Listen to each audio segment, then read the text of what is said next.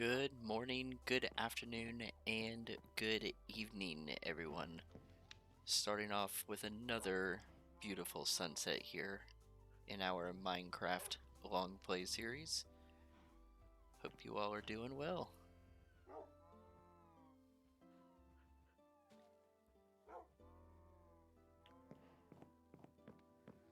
We had quite the chaos in our last run as we ventured through the nether, died as evidenced by our death count, but we did get what we went in for, which was the nether wart and the blaze rod, so that's pretty awesome. I do think that we're gonna need to go back into the nether at some point and pick up some more blaze rods so that we can make enough eyes of ender. And at this point, we also probably want to find a warped forest to take on some endermen and get some ender pearls as well. But yeah, for now I think we need to try and get to level 30 and see if we can roll fortune on this diamond pickaxe and see what we can do from there.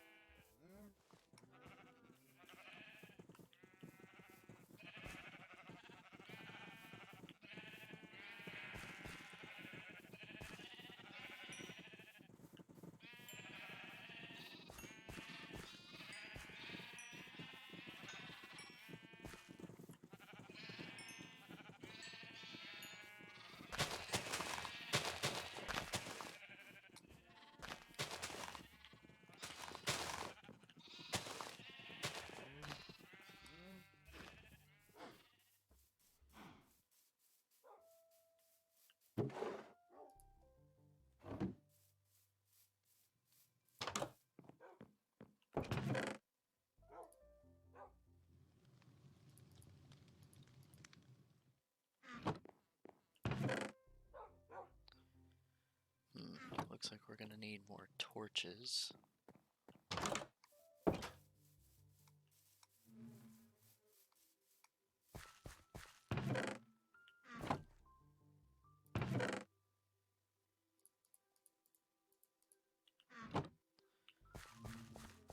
let's go ahead and cook up some logs, turn it into charcoal. I think I'm gonna use coal for this.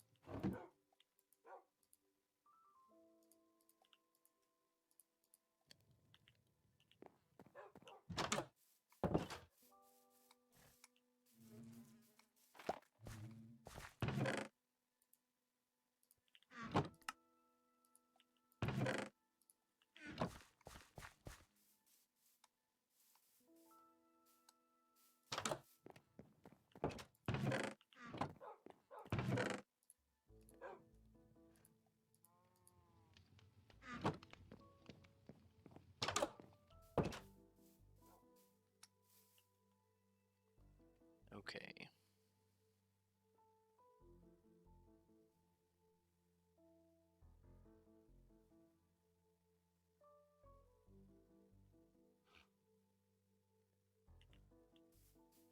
Let's go ahead and go do some mining. Maybe we can pick up some XP that way.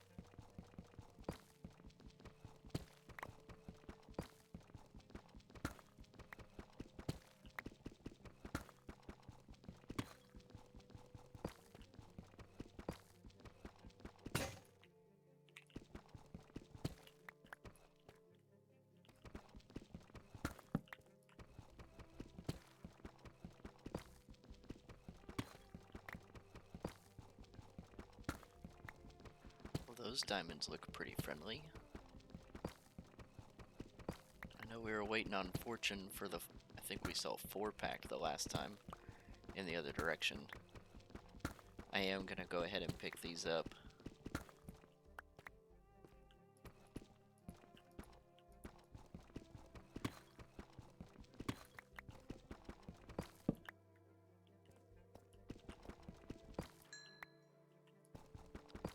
We're gonna dig around a little bit just to see if any more are in the area.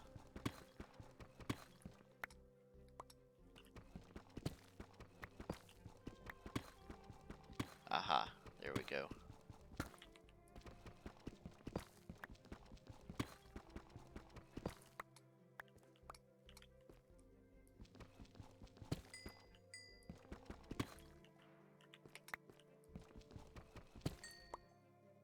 Awesome. Let's just dig around a little more, just in case.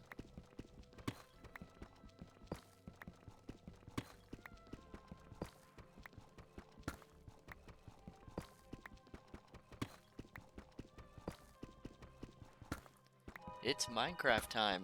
The manager. How you doing, man? Good to see you. What's on the docket for today? Well,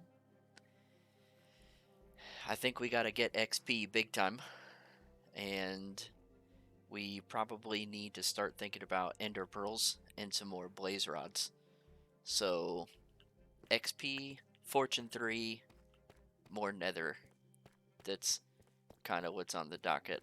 So I figured I'd maybe pop down here and do some mining for a little bit. Maybe we can, you know, find some redstone or iron or something like that. We can cook it up and get some XP that way.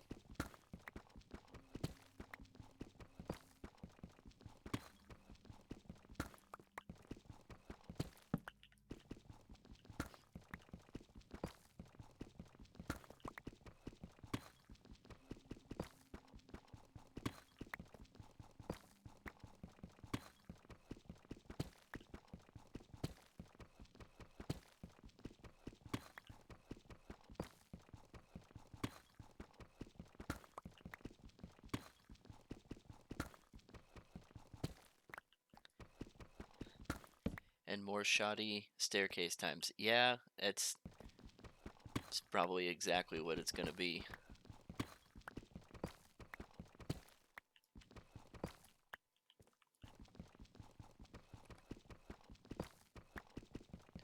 I do really want to find a warped forest.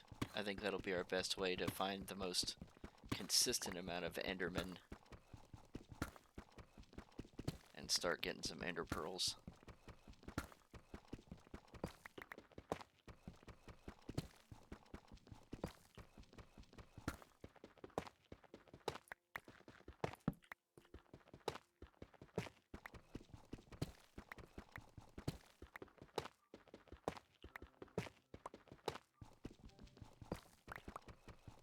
I don't think we saw any warped forest when we were in the nether last time.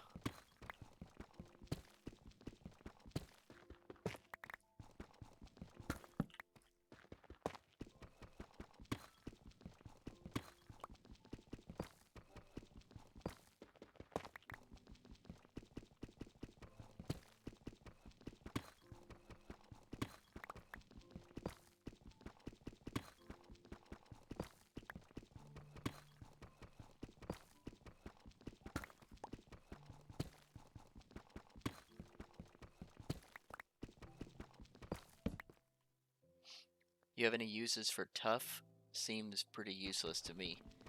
When it comes right down to the technical aspect, no, tough doesn't really have any kind of use. You can't really craft it into anything. You can't use it as a crafting material for anything, at least not that I know of. It is a decoration block, for sure. Like that is the sole purpose. I think tough can be used for texturing. Like if you're trying to texture a pathway, something that looks worn down, maybe instead of just using the path blocks, you could mix in some mossy cobblestone along with some tough. I think that looks good. I also think tough looks good in like ruin style builds. So if you're trying to build some like a building or something that looks like it's been run down or is falling apart, tough can, you know, do pretty well with that. Maybe if you're trying to build boulders or rocks, retaining walls maybe, you know, around a path or around a building, I think tough is pretty good there. I wouldn't use tough as a feature block, I don't think. I think it needs to be more of an accent.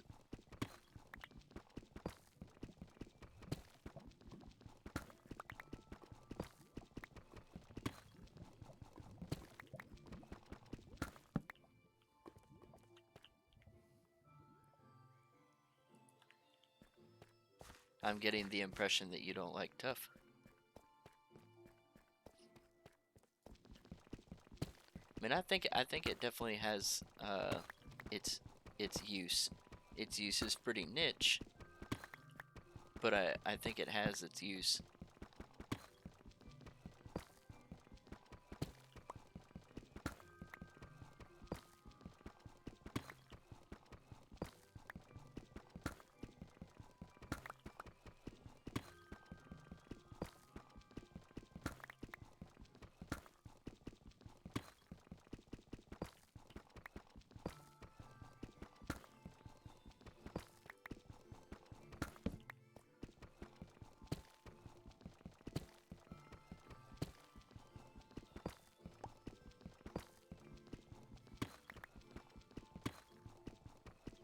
More diamonds. It's freaking awesome. Let's go. That's a really decent amount. Holy cow.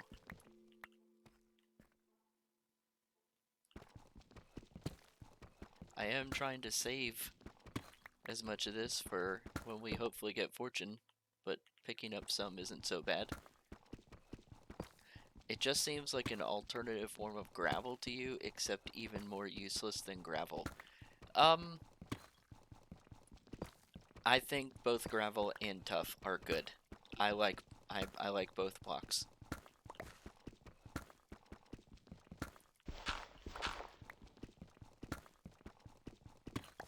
I would expect in future updates to Minecraft, maybe not 1.20, maybe 1.21, or who knows, maybe 1.20, I could see them adding more to do with tough. Maybe it's used in a new block. Maybe you can use it to craft a new block. Or maybe it gets variants. Maybe you could, you know, cook or smelt the tough and it would smoothen out the texture a bit. You know, it's something along those lines. I would almost imagine that as the game updates, we'll find more uses for tough. When I think useless item in Minecraft, to me, useless is the poisonous potato. That has no use.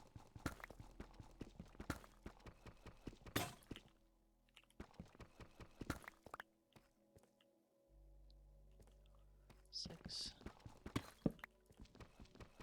Should be added to trades with a mason villager. Yeah, I could see that. That would be kind of cool. Maybe once it's got some more variants, then yeah. I don't know what a mason would end up doing with it, since masons interact with a stone cutter. I think most of the blocks that you give them can also be put in a stone cutter, so it kind of makes sense why they can't take it now.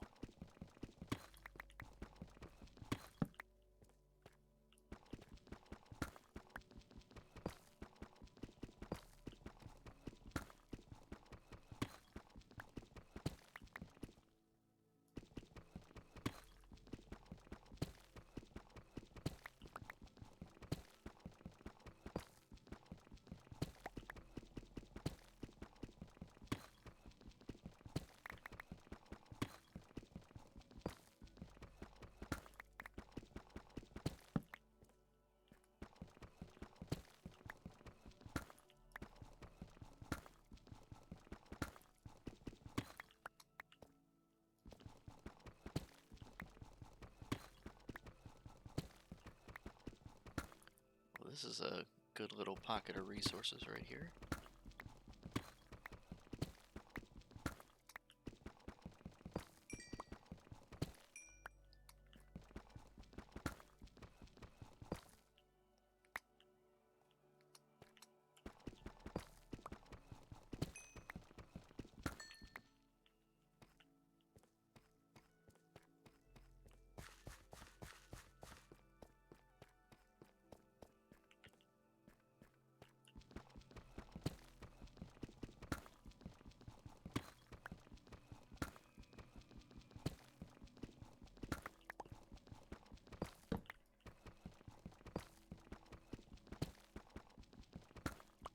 It'll be nice if we have to come back down here again to not be using stone.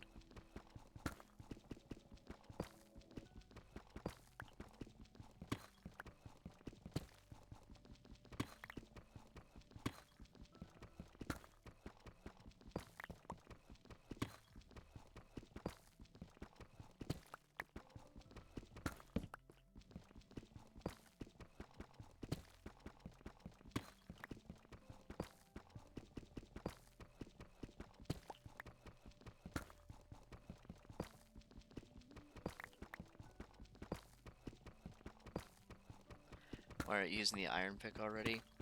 Well, we did lose a decent amount of iron when we fell in the lava lake yesterday, so now I'm trying to be a little conservative on the iron tool usage.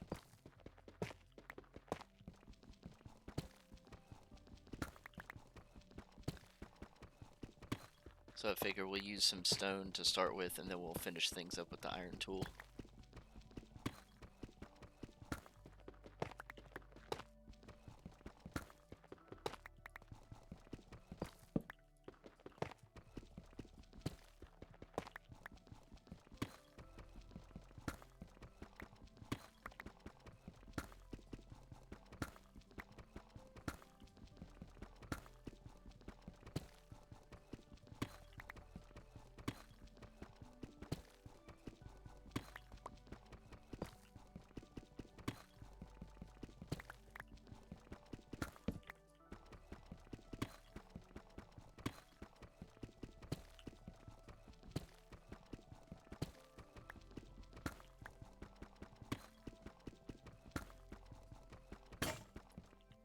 Cool. Now we'll switch over. We'll use this for a bit. Go a little bit faster.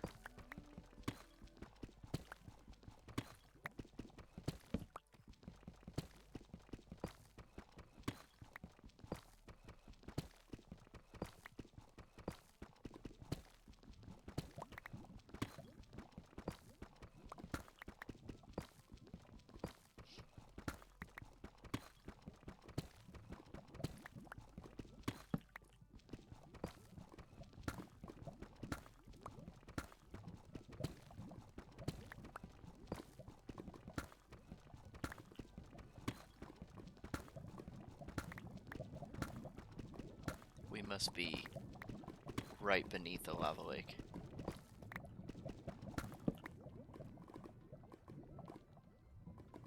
Actually, I think it's right here. It's pretty close.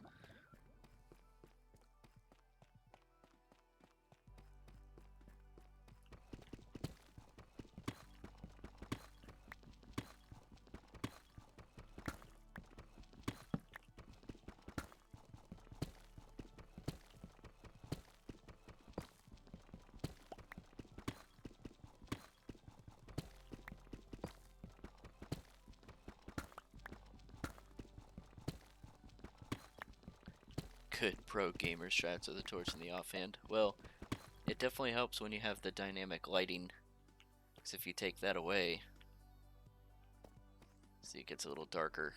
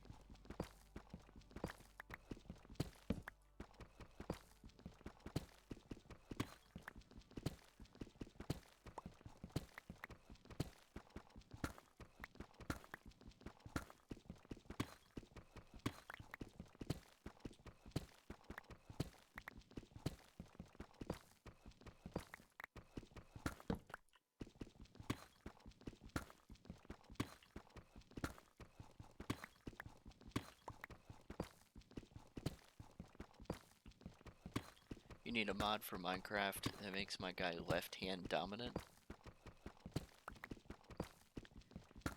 Kinda surprised that there isn't one out there. Or at least I haven't heard of one, but that doesn't mean it's not there. Is that not available in the accessibility settings, maybe?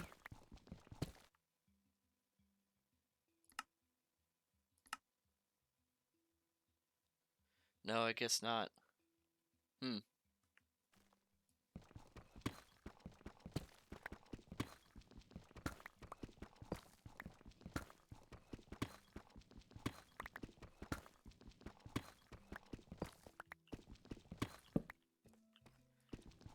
I would imagine that there's a mod, or maybe even something simpler like a resource pack or a texture pack or a data pack, one of those, that would make it left-hand dominant.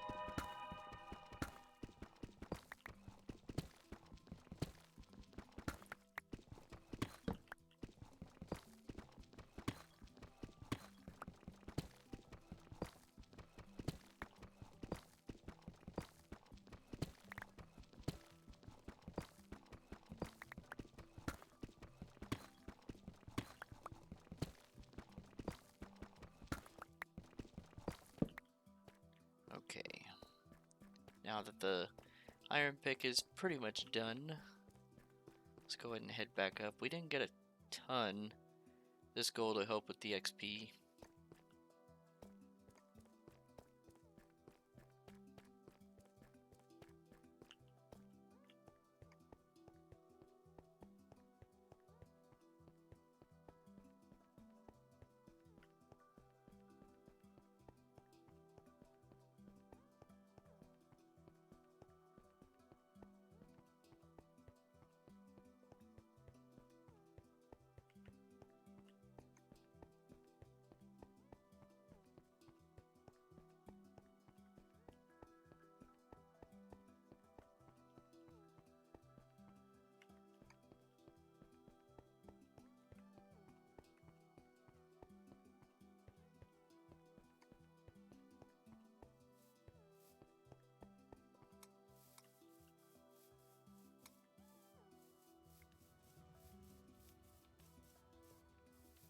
Okay.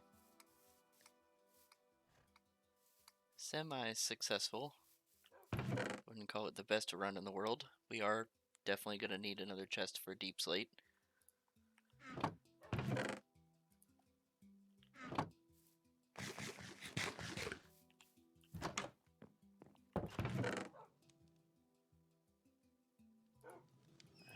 We must be keeping flint in here. Yep.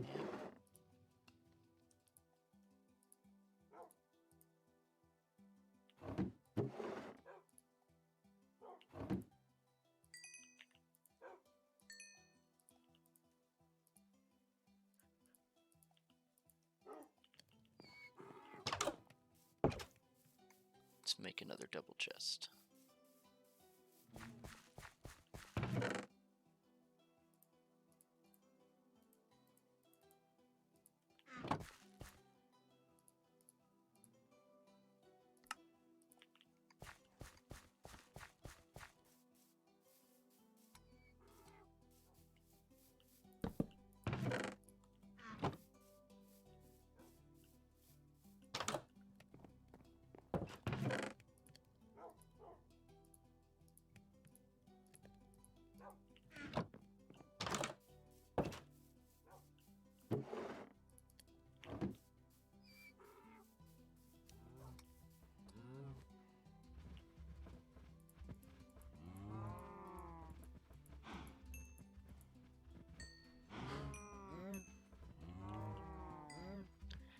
We also haven't done any fishing yet in this world. We could try to go fishing.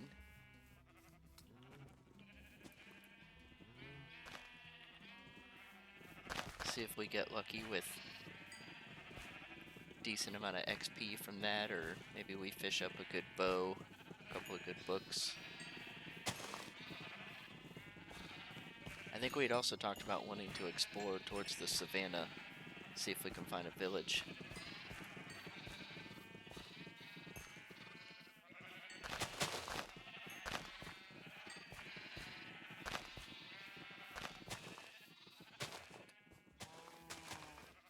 don't we try that? Let's do some exploring.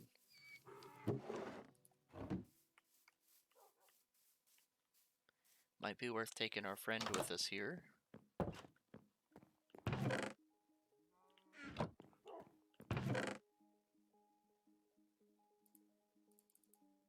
take another bed with us too.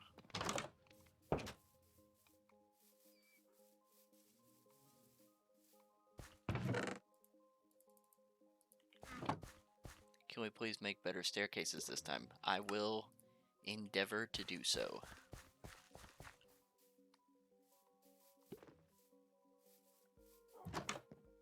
Actually, we'll probably just use those.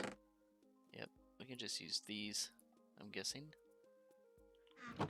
Should be fine-ish.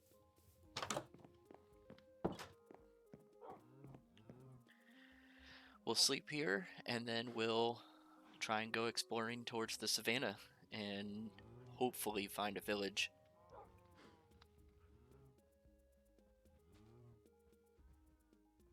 Hopefully no staircases needed.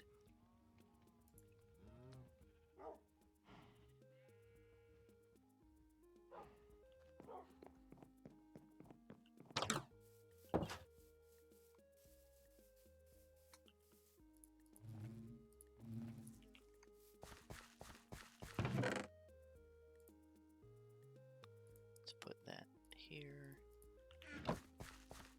Take the fence post and the lead with us as well.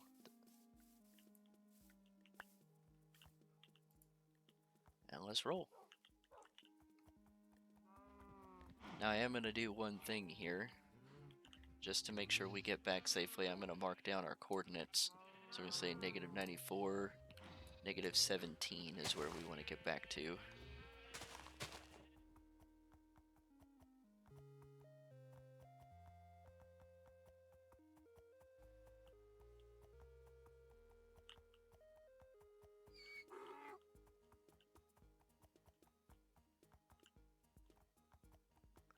I'm going to try and not make a bridge if I don't have to. So let's kind of loop wide and see if there's a easier way across.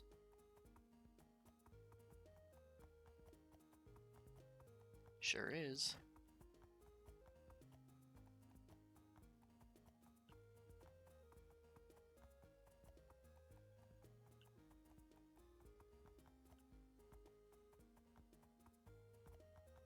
I don't think this guy is that much faster than we... Oh, would you look at that? What did I just spot through the tree?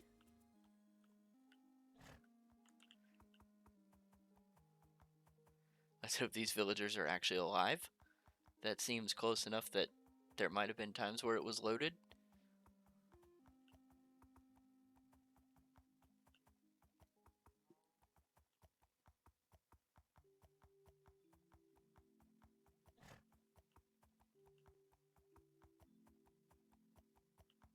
Is that a llama?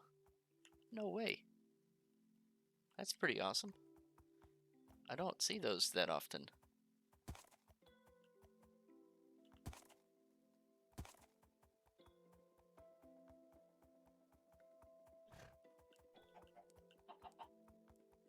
Okay, let's tie you up, buddy. You can go right here. I am gonna take... actually, we'll put that here. I'm gonna take these hay bales.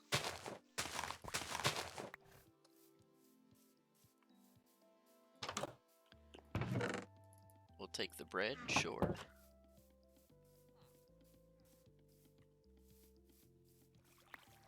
Interesting.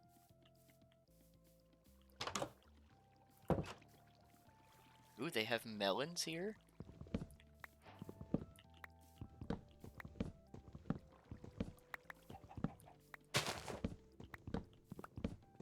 Pretty small village, yeah. But look at what's chilling right in the middle of this village. There's a ruined portal here too.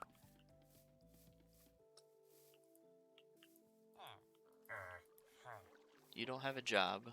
You look to be a farmer. Yep, he sure is. Okay. Man, I don't see any carrots or potatoes here. This is all just wheat seeds.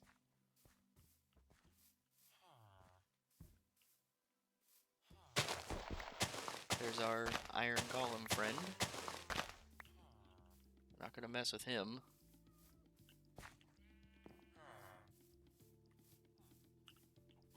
Are you a nitwit? A green shirt. Interesting.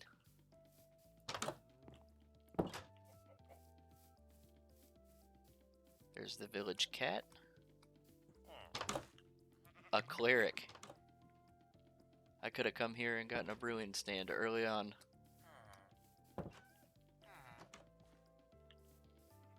This looks like a melon seed. Yep. Man, what happened to there? Now here, let's just take a moment and really pay attention to the details of what's happening here. This would be a wheat seed that has somehow been planted on a path block instead of farmland. And this water is not flowing. This is how it generated. That's crazy. Got a shepherd. This is actually really useful. A shepherd here. Okay. We can take advantage of that. Now he is taking the gray wool, which we ended up removing from our dye, but that's okay. We can always dye them back.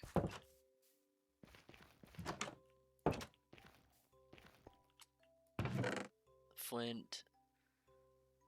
Couple of obsidian. There's nothing in there that is enticing for me to take. I like the stables here with the cow and the pigs. A lot more wheat seeds and melon stems. Nothing too interesting. More wheat seeds. I like how these farmland blocks are not turning into dirt under the water. That's pretty cool.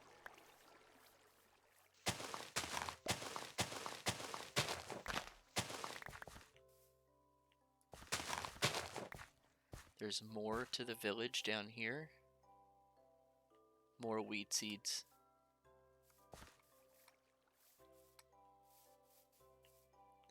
Man, that's actually kind of disappointing that there's not any kind of carrots or potatoes here. That really would have helped out.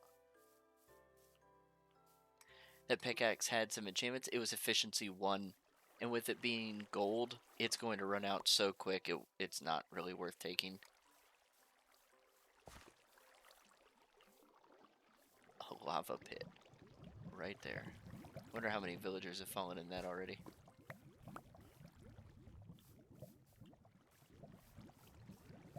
Okay, so... Oh, look at this. A melon and a wheat seed planted on... Oh! There it goes. The block got updated, that's why they broke.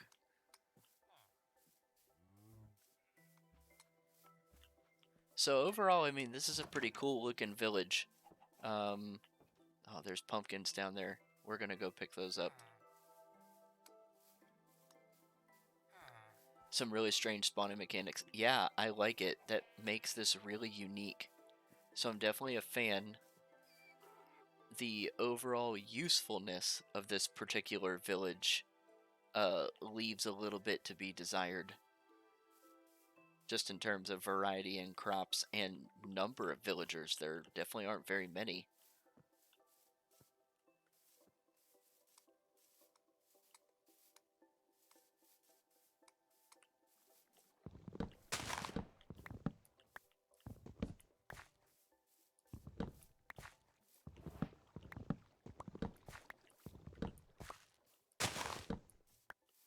Okay.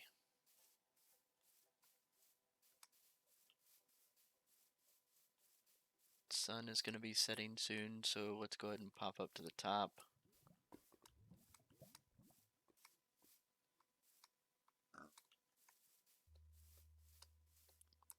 I don't recall ever seeing things like wheat seeds and melon seeds on path blocks before. That must be some kind of new bug with world generation in 1.19. It's possible it's from before. I don't remember seeing it.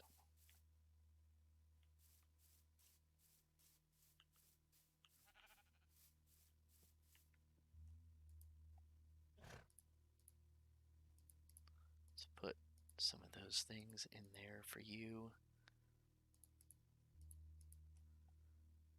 Why am I even hanging on to these wheat seeds? Yeah.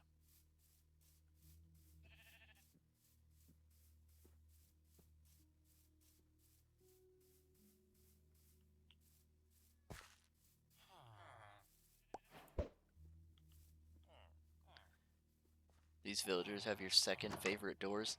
You like the acacia opening? I think they are pretty cool. Yep.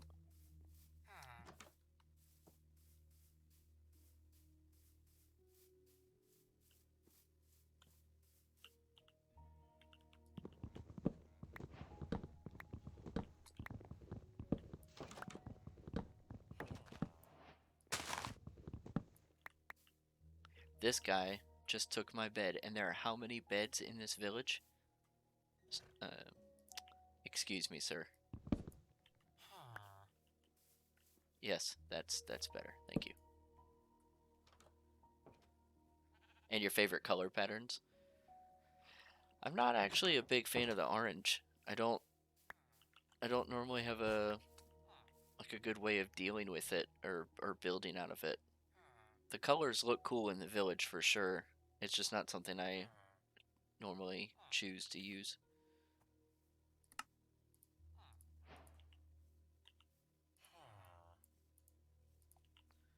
Okay. Now, the fletching table, that takes 2 flint and planks.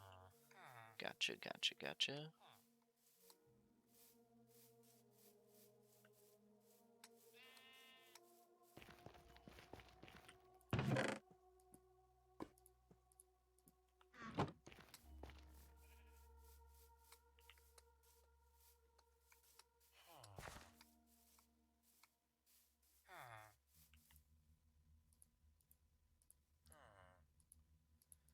My clicking is not very accurate today. So what happens if I plop that down? Will someone come grab a job?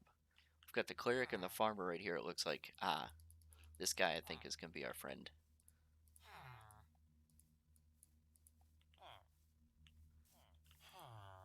Nope, not you. And he's not even taking the stick trade, so let's pick it up and roll it.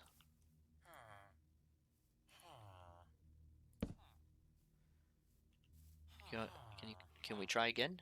Sticks? Sticks! Well, would you look at that? What a deal. Okay. So this is obviously going to be our new best friend here, because he's going to be taking sticks. I think it would probably be worth it to make a couple of them. So we might come down and pick up that other brewing stand. That way we can have a couple Fletchers here in the area. And I think what we do is we bring over some of our spruce saplings and we just get to chopping. Plop a few torches. Good shout. That is a very good call. So what I'm going to do is I'm going to use that mod that we had looked at before just to get an idea of where our spawnable spaces are. We'll try and be as effective with this as possible.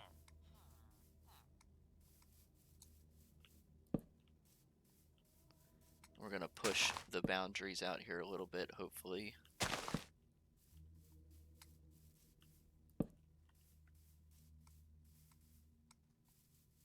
If I don't bonk my head.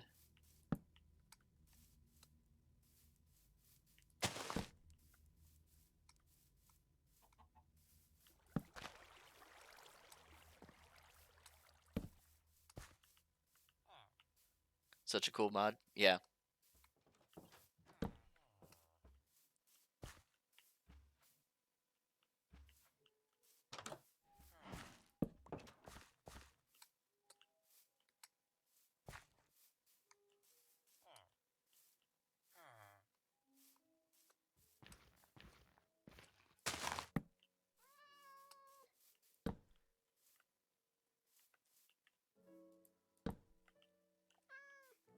This guy being all the way out here kind of worries me a little bit.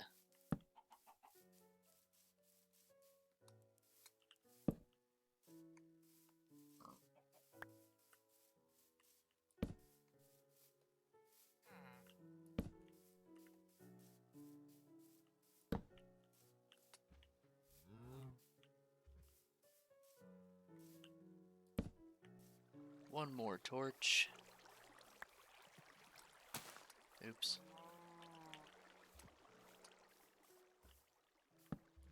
Right here. I've got plenty of torches back at home base, so we can go and bring some more. And go ahead and pop that off for now.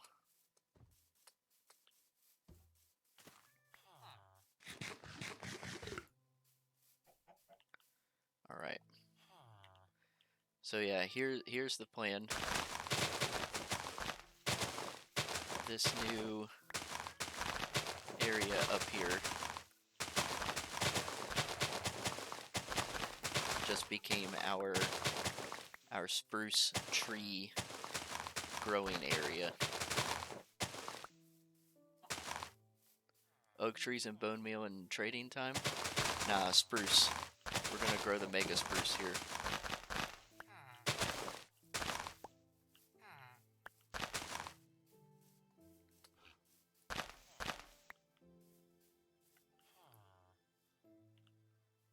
We'll put those in there. Yeah, that's fine. Yeah, okay. Let's go ahead and head back. I'm pretty sure we just went there, so that's what we're gonna do. I think.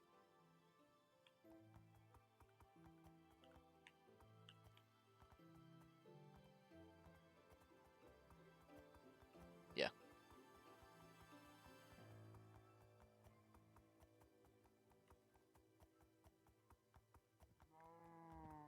Yeah, our sprint speed with this donkey is is not very good.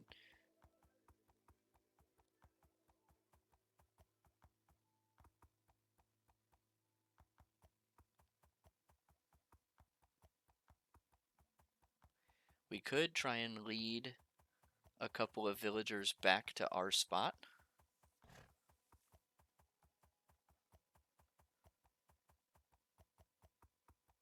That's kind of an all-day affair at this point. The extra inventory is nice, though. Yeah, definitely. Yeah, definitely. If I'm gonna use the ground travel like this, I definitely prefer using something like a donkey or a llama or a mule so that you can get the extra inventory.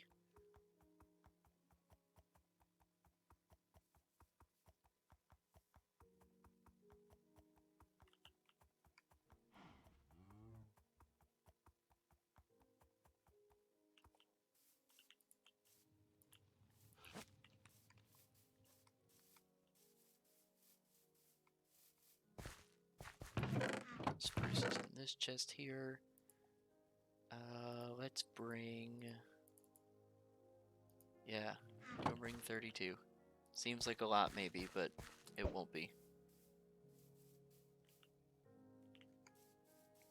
Let's take a minute, and I'm going to be a little unorganized here. We're just going to throw stuff inside this chest real quick.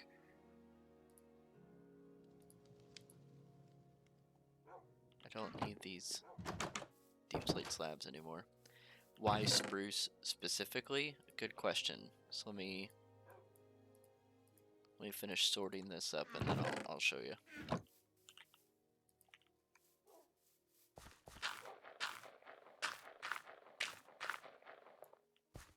Okay. So, I think you're probably gonna figure this out on your own once I show you the difference.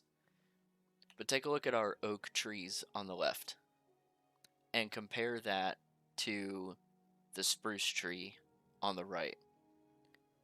We've got a pretty decent variation of oak heights just looking at the hill on the left, including a couple of very short ones, as we see kind of here closer to the center of the screen and off to the far right in front of the spruce trees.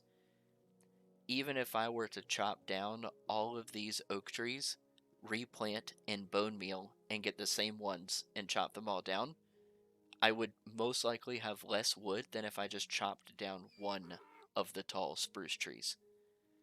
Typically, in a mega spruce of this height, you can get a stack of logs, if not a little more, just from one of the trees. So, less saplings used, don't really need the bone meal for it, and I can plant 4 of these and turn all of those into sticks in a much quicker time frame than planting a bunch of shorter oak trees. It's about just effort, really, and I find when you want sticks in mass, if you don't have a bamboo farm or a way to get bamboo quickly, because that's obviously a great way to do it too, spruce trees or jungle trees are your best way to get sticks quickly.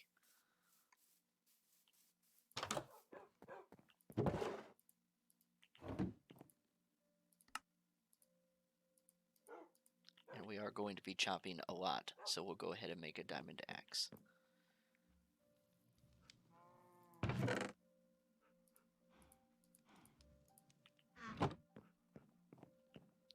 Wouldn't birch be good then? Well, if you're talking about pure height, then sure. But spruce still beats birch because spruce now has the,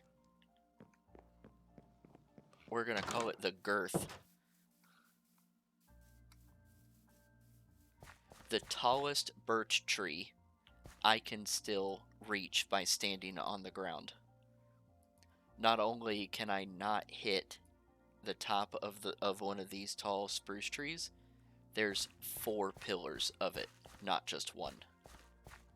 So even if a mega spruce grew to the same height as a birch tree, I would still get more from that one spruce because it has 4 columns of logs than one.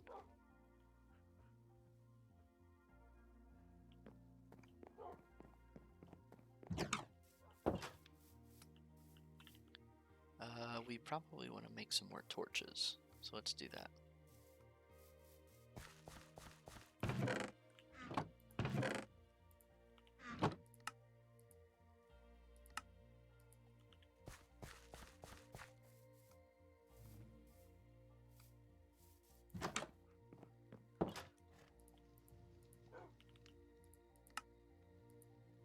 That'll do.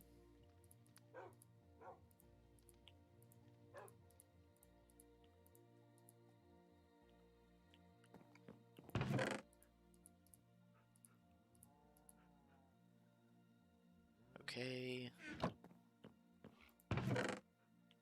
Actually, while we're over here, there is one other thing that we might want to consider. The smoker. What does this take? Logs and a furnace. Let's go ahead and make that too.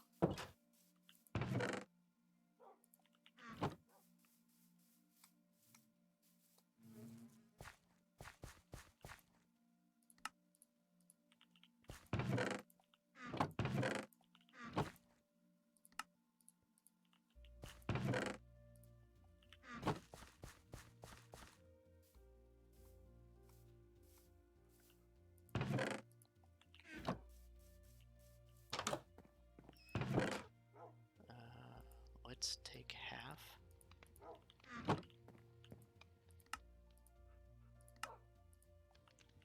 Maybe we can get some villagers to breed. Okay, I think that does it. We already have the fletching table over there. We've got a smoker. We're bringing over our saplings. Well, if we're going to bring a smoker over there, it would make sense to actually, you know, bring this with us. Duh. Yeah. Okay, that's probably fine then. We'll be planting over there, so that should be fine.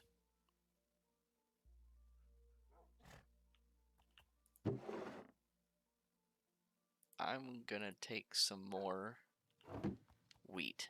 So if we can make some more bread, we can breed them up, we can get some more people with jobs. It'll be worth it.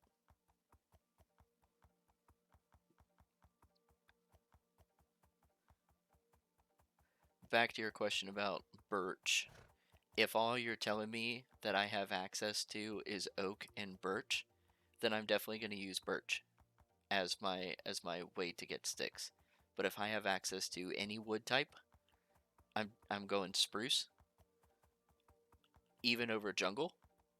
Jungle trees, especially if you use the 4 saplings, will also generate really tall and offer a ton of wood. However, jungle trees have 2 what I would call caveats to them, and they aren't bad, it's just about effort. One, a jungle tree, in order to grow the 4 sapling, like large jungle tree, requires like a 5x5 free space above it. I think I probably have the numbers a little incorrect, but it requires a large amount of space above it in terms of like air gaps in order to grow correctly. And on top of that, the jungle tree also requires that you... Oh, I see what I did. The jungle tree also has branches in it. And those branches can obviously... Yeah. The branches can cause some trouble. And not really in a bad way, but the branches maybe cause some trouble with effort, because now you're talking about, okay, I gotta, I have to space the planting out of the trees enough. Like, no way could I do this with jungle trees. They'll never grow.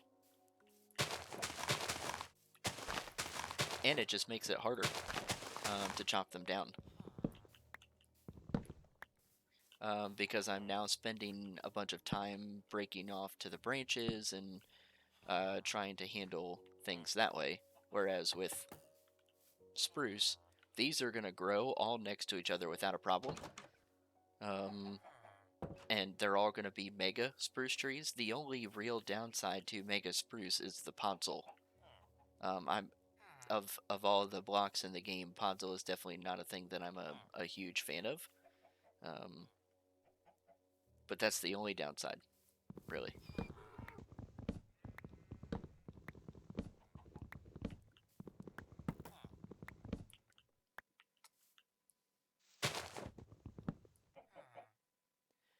I'm getting spruce and oak mixed up in your head. Why is that?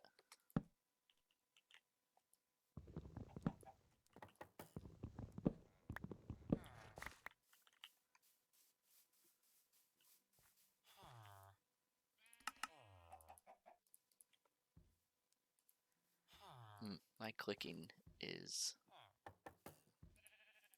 not very good tonight. Let's go ahead and start putting some of these things in here.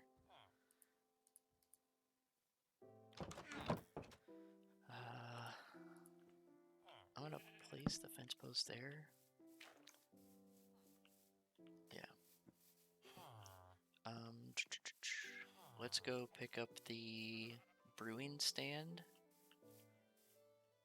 because I don't really need a cleric right now. Though arguably we'll want a cleric, and hopefully he'll give us the Ender Pearl trade, and then maybe we don't even need to go to the Warp Forest. So that could obviously be really good for us. But I'm not going to worry about it right at the moment. Let's try putting down a smoker and see if anybody comes to work with us.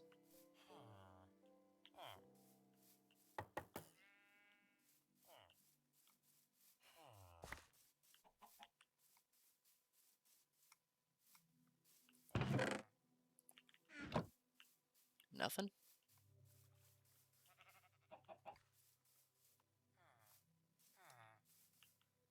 should be looking for a job now, I think. Ah, here's our shepherd. Yeah, you. Shouldn't you be looking for a job? Maybe, okay, let's lead him a little bit. I want him to be over here working. I'm gonna pick that up and we'll try, I don't know, right here. Oak trees are a pain to chop down when grouped together. They can be, yes, absolutely, especially if they all generate very short. You're going through a lot of leaves.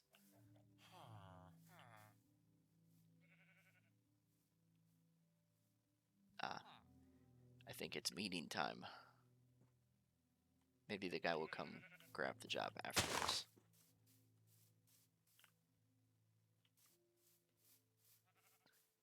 Yeah, look at how nice and tall this tree is.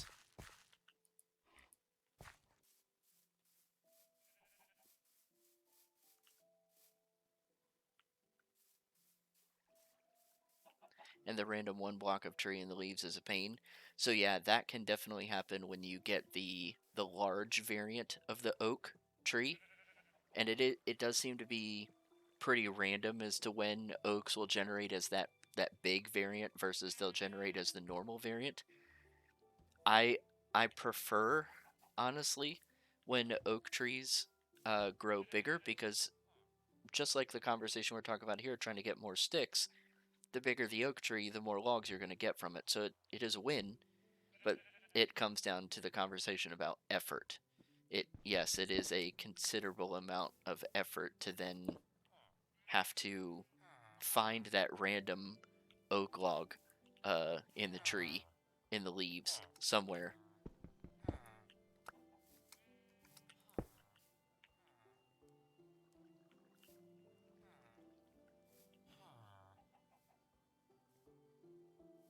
Hello there.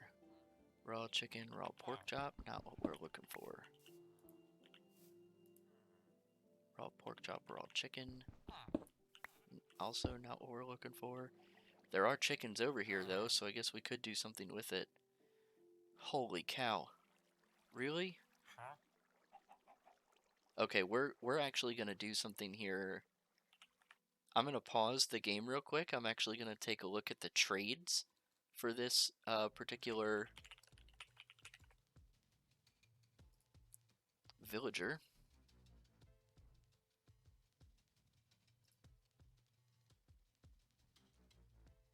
Okay, so he will hopefully give us raw beef at the journeyman level.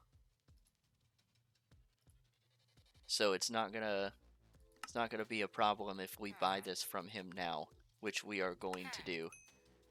Rabbit stew is insane.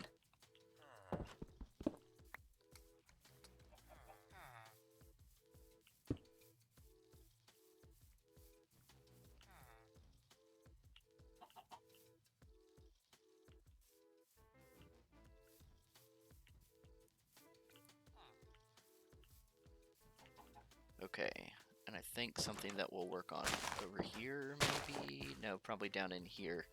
We'll get a chicken pit going.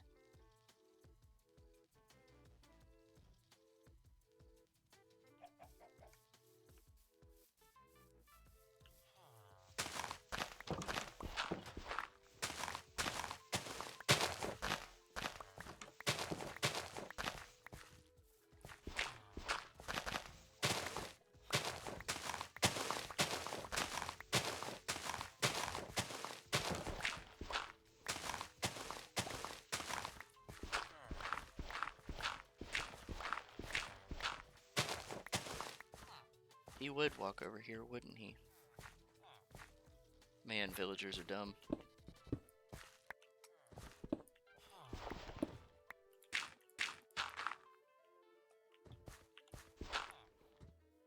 No, we're gonna leave it like this.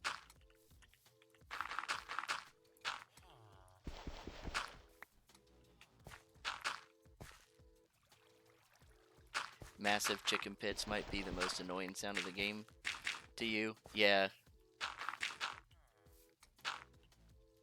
It's definitely not ideal.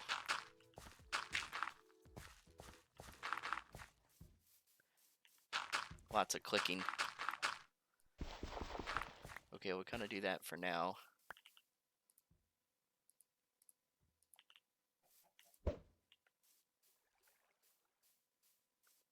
We'll let these trees keep growing up a little bit here while we get ourselves situated.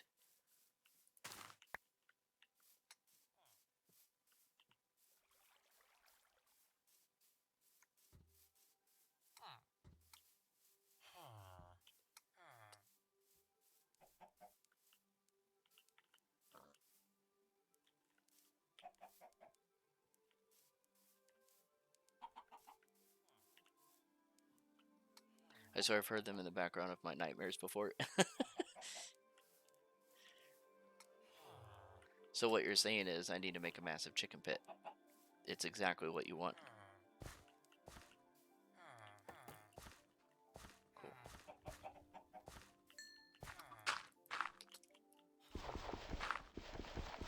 We'll make some ladders here shortly.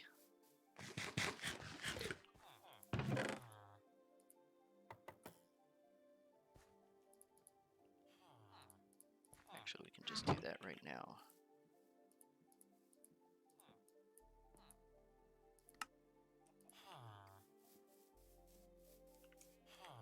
He would. He would fall down in there immediately.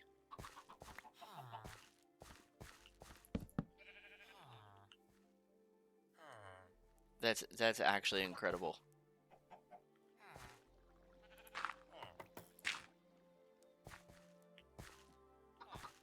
Up you go, I guess.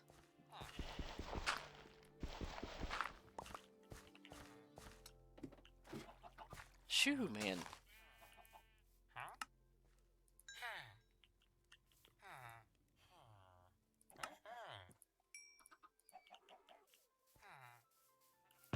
So I guess we gotta make some fences, don't we?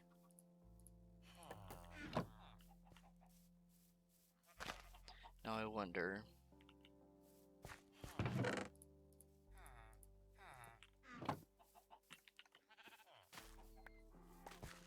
Let's see what happens here.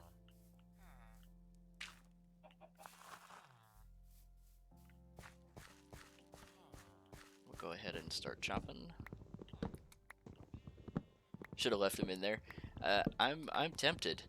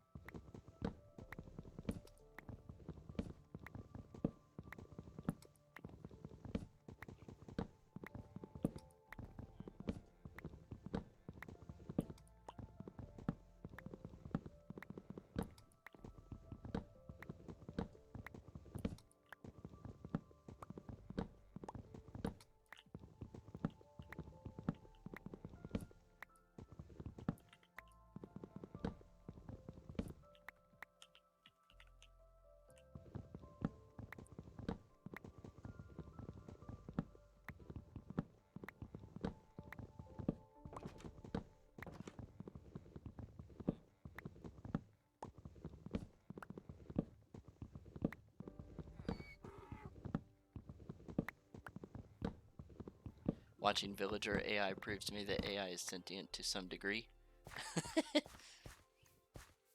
Yeah, I guess oh my goodness. Whew. So which one's dumber? The villager or the golem? Place your bets.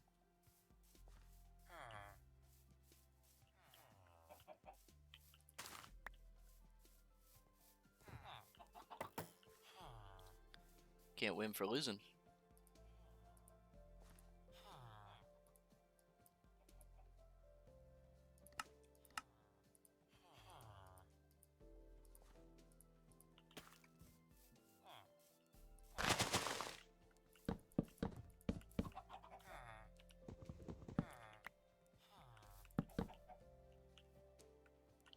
And the villager's in there now.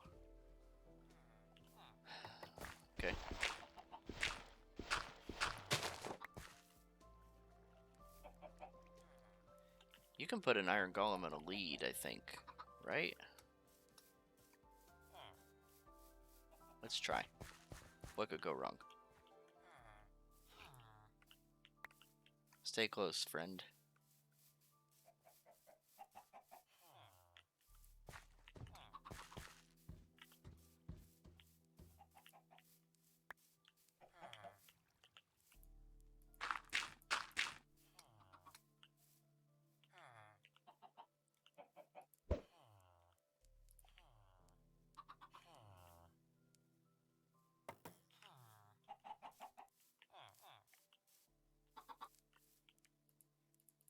Can't breed yet. That's fine. Okay.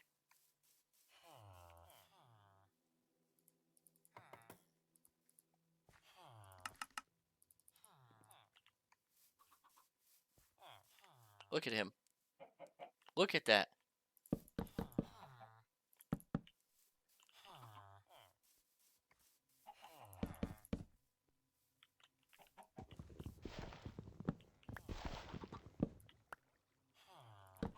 He's like taking his job of being a butcher seriously.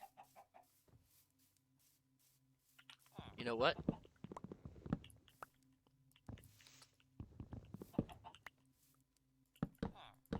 You know what?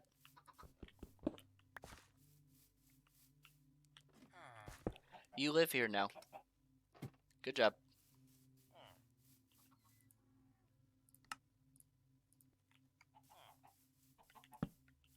That's right. You live here now.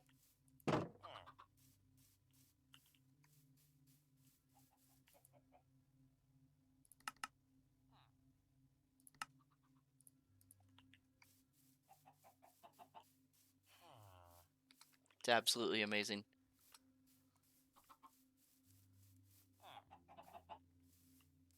I mean, I've seen some dumb villagers, but woo.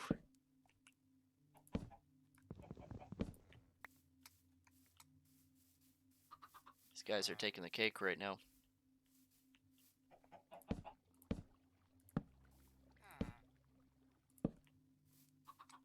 Will that mess him up on restocking his trades?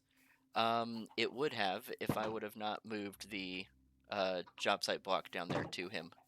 It's gonna make it really inconvenient for us to do trading, but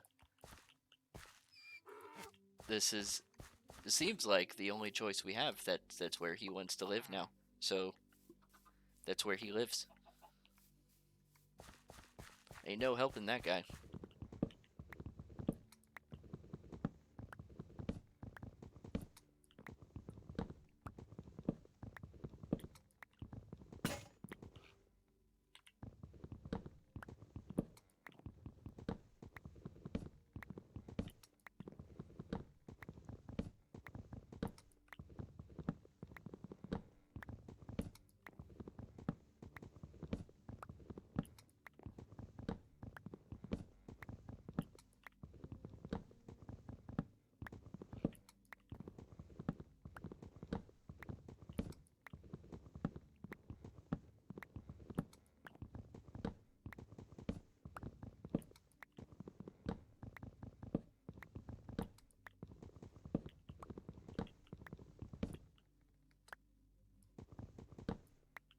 How are you quick moving stuff like that?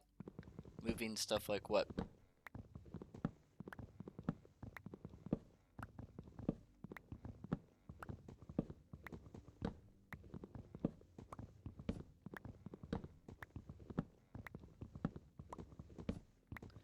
Like the axe to your hotbar. Oh, let me sleep real quick. Cool, we did get a baby villager. That's good.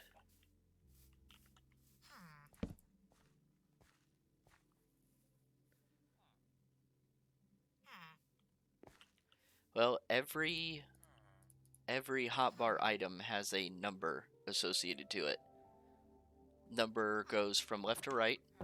1, 2, 3, 4, 5, 6, 7, 8, 9. So if I want something to be in the first hotbar slot, I can hover over it in my inventory and just hit the number 1. And it will move whatever is in that slot into the number 1 slot. And of course, I can also move it quickly out of that. If I hover over an empty slot and I hit 1, you'll see it. Excuse me. No. I can move things into an empty slot, and I can move things out of the slot just by using the number on my keyboard.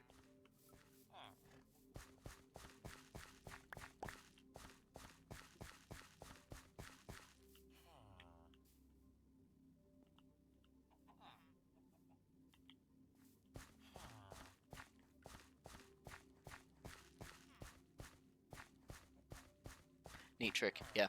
I like the hotkeys. I will say that I really only use the hotkeys for like that for the first few. Like for the first, I don't know, 4 or 5. They're very easy for me to reach with my left hand. So I play on mouse and keyboard. My movement is W, A, S, and D. So my fingers are pretty much always placed, you know, on the, like right now, my middle finger is on the W, my index finger is on the D, and my ring finger is on the A. So it's very easy for me to kind of reach my middle finger or my ring finger up to 1, 2, and 3 to move things to the hotbar very quickly. I don't really do the same for any of the other numbers like 5 through 9 or 6 through 9 because that is too much of a stretch. And at that point it actually just becomes faster for me to move the mouse and do the clicking with the mouse.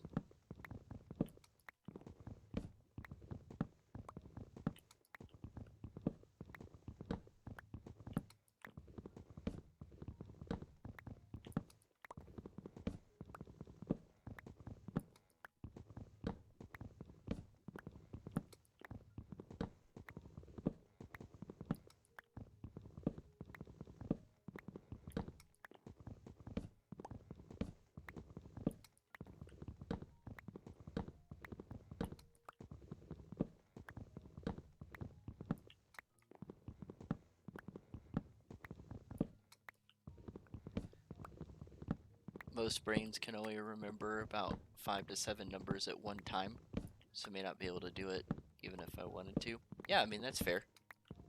I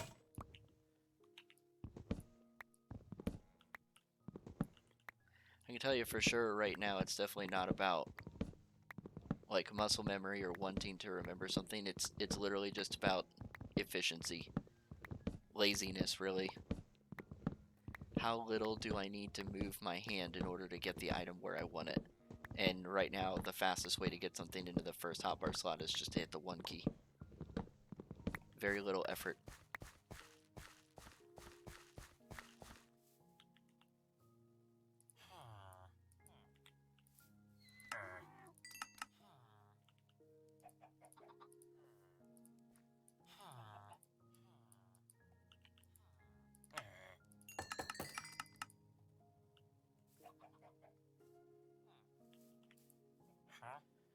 Cool, you're selling a bow? Like a full bow? That's actually pretty nice.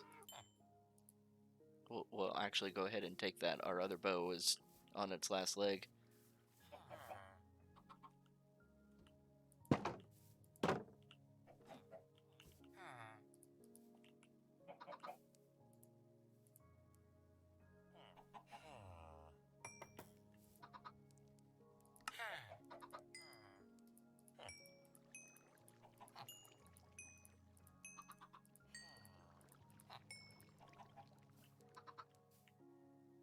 That should level you up.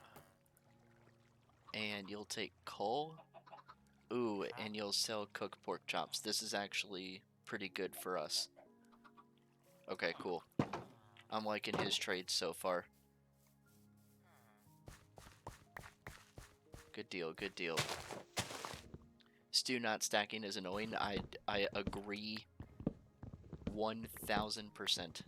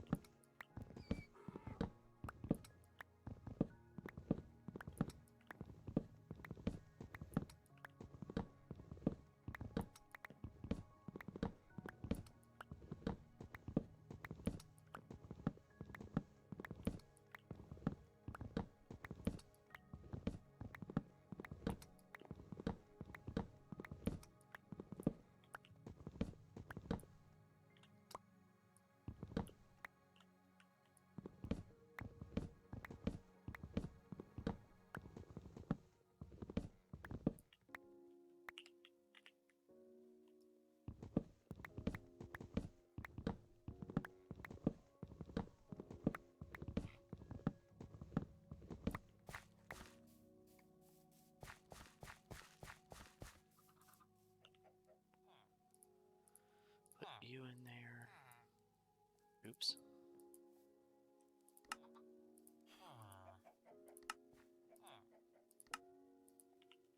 Okay, sir. Hey, level 30. That's awesome.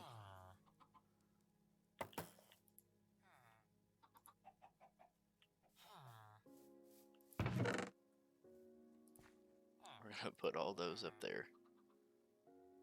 Actually, we'll put our steak in here. Maybe we'll try and eat some of these stews.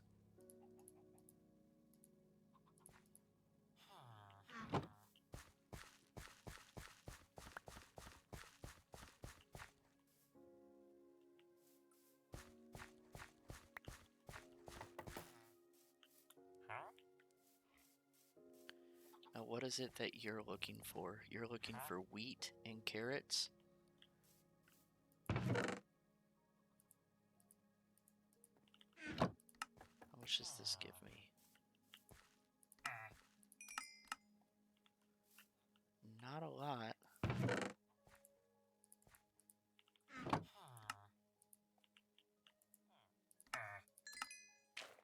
Hi, cool.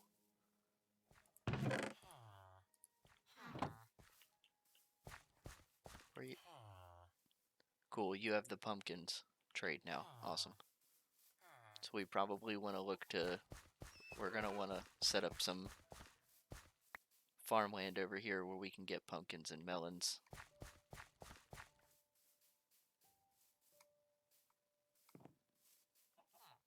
Very cool, very cool. We're not doing anything with the shepherd right now. I'm thinking about just not using his trades. How did you just move stuff to the trade with the villager without moving the cursor? Okay, so there's a very cool keyboard shortcut where if you hit the spacebar while you're in the trading window, it will repeat the next trade. So if I put sticks up there and traded successfully, then that counts as my last trade. And so I can hit the spacebar and the game will put that same item back up in the top trade slot for you. And the way that I do it is when I'm in the trade window, you know, and the sticks come up here, I hold down my left shift key because, you know what? Actually, here's a better example. Let's convert this into spruce planks. Now, if I just single left click on this, you'll see I only get one. I used one log, I got 4 planks, and now it's, you know, hovering until I left click again to place it down. If I hold down my shift key and left click, it will use all of the items here, all 31 of them, converting all of it for me in one click. Instead of having to click like this and get it multiple times, shift single click, and now it used everything from this slot and turned it into the item that I want. So again, if I now want to make sticks, if I want to make all the sticks available to me in this crafting instance, hold down left shift, and that time I right clicked and it, you know, made it, and then left one in my mouse wheel for me to do something with, or you could just single left click and it'll put it all in your inventory. Now the spacebar doesn't work at crafting, but it does work with trades, and the left shift is very important. So when I like click on this guy, I want to put the max amount of items up here. So that's why I'm holding down, you know, I just left click to put it up here, and I'm holding down left shift to trade the maximum amount of times so I don't have to click for each trade.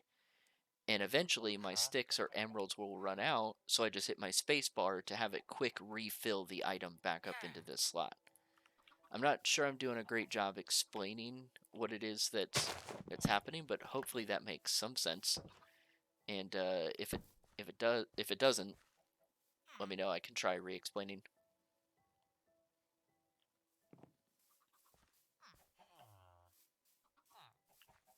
Oh, we have 2 babies now.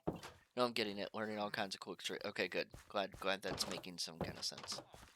Okay, we got to level 30. That was one of our goals today. So let's go give our enchantment setup a try here. And let's see what we can get on our pickaxe.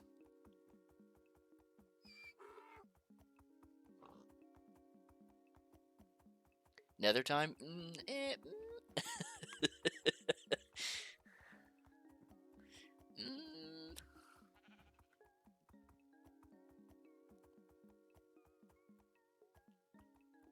We may not need the nether, actually. Well, we will need more blaze rods eventually, but we may not need the nether for ender pearls. Depends on how we do with our cleric villager. The people demand the nether. Well, the people may not get what they want. Hate to break it to you.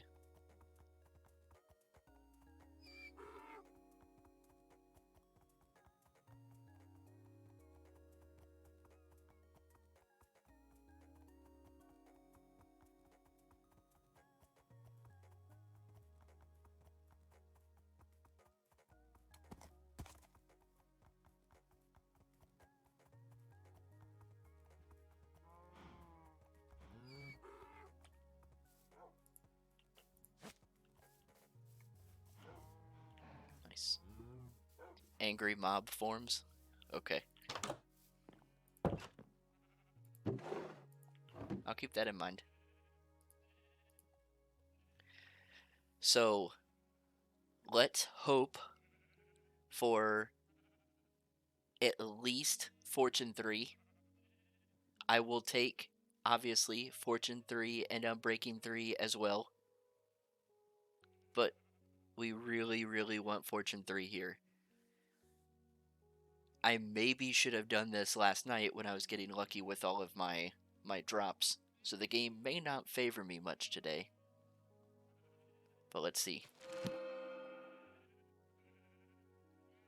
Are you... Oh, you've got to be kidding me. We got Silk Touch? Really?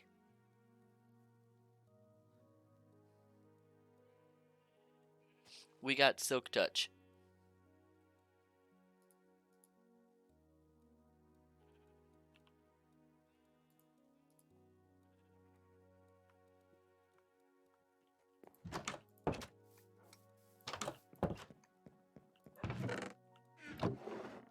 Do we make another Diamond Pickaxe then?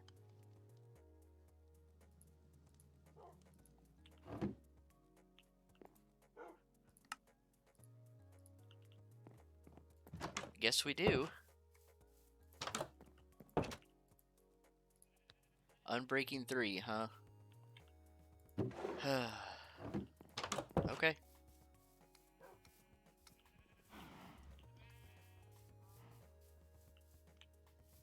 I'm not a fan.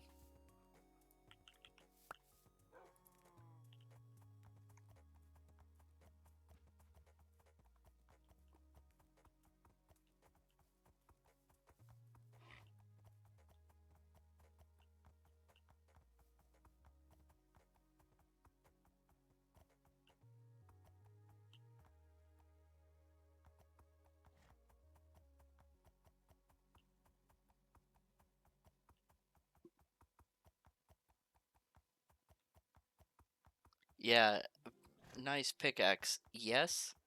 I mean, getting both additional enchantments out of that was obviously pretty good.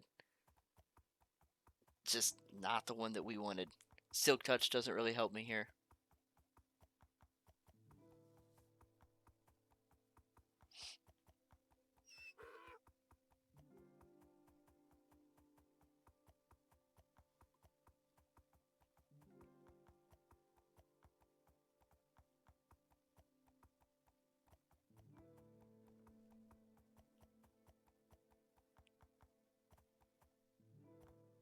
Man, that's a little painful. Unbreaking 3, efficiency 4, Silk Touch pickaxe. Not a fan. Spoiled. Hey, I don't think spoiled is the right word here.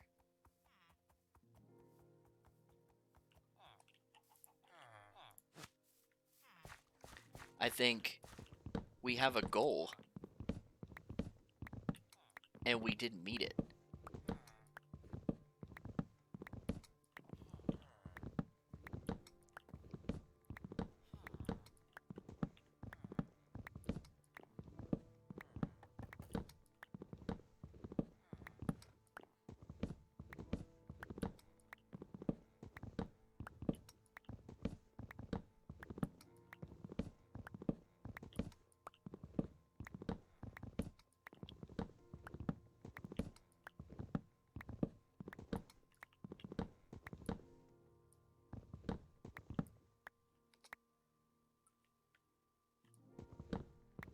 The only thing that Silk Touch really helps me with at this point is when we make the Ender Chest. That's it. It is actually a detriment to pretty much everything else at this point.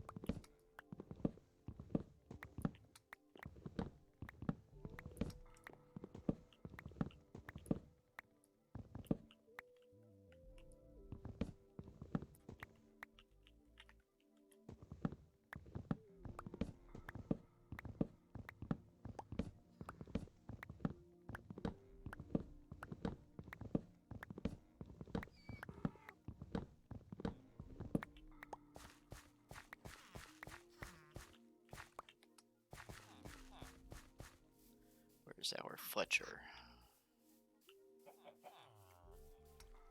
Come here, dude. So again,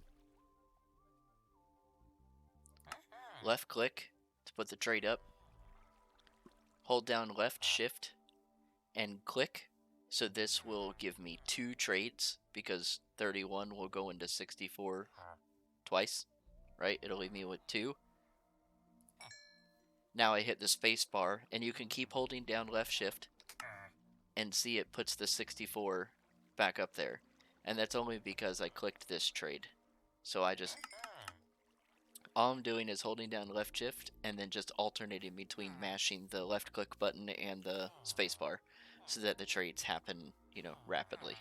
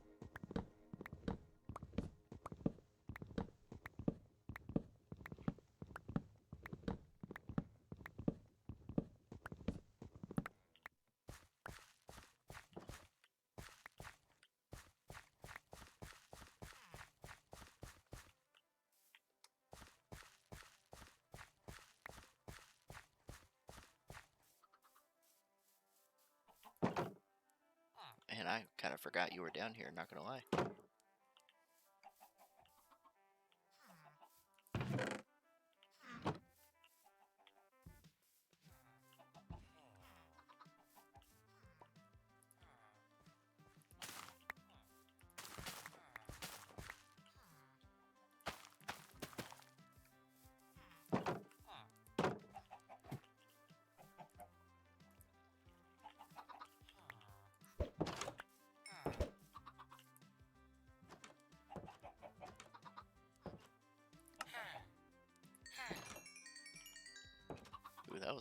actually a lot of XP. That was crazy. Cool, and you are gonna take raw beef now. That's awesome. And now we have a ton of cooked pork chops. Man, that's great. Get out of my bed.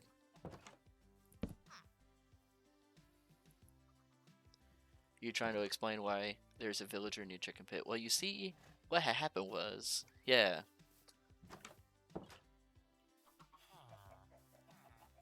Exactly.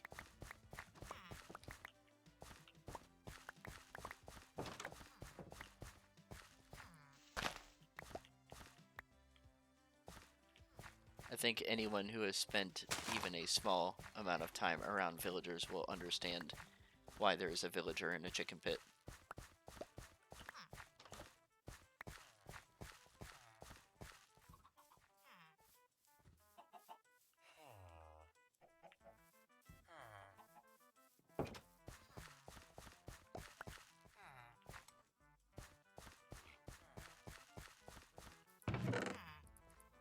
Let's go ahead and trade this to this guy since we have it.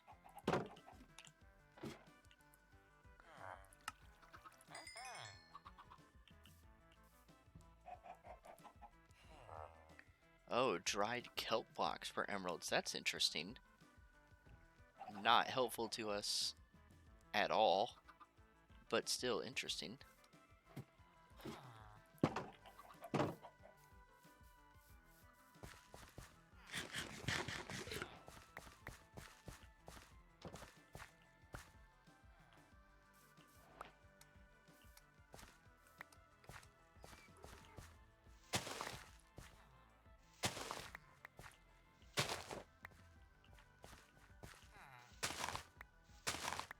Kelp farms are really fun.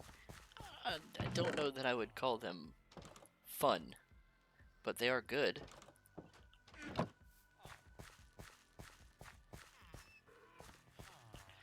That used to be a staple of mine. I would set up a kelp farm to use, you know, dried kelp for fuel whenever I could. But with the addition of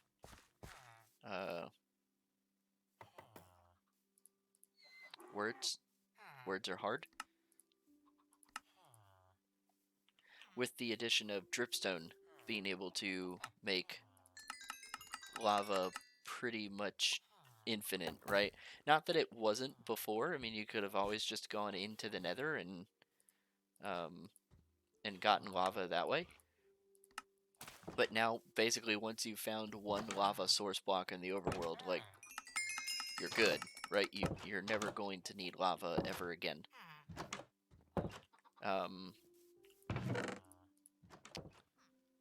Once that kind of kicked up, and I started to use that, kelp farms didn't seem as worth it anymore, because the fuel source, while decent, is just outmatched by one lava bucket, and it is relatively trivial to set up a few cauldrons and store lava buckets in a chest with dripstone dripping lava into the cauldron.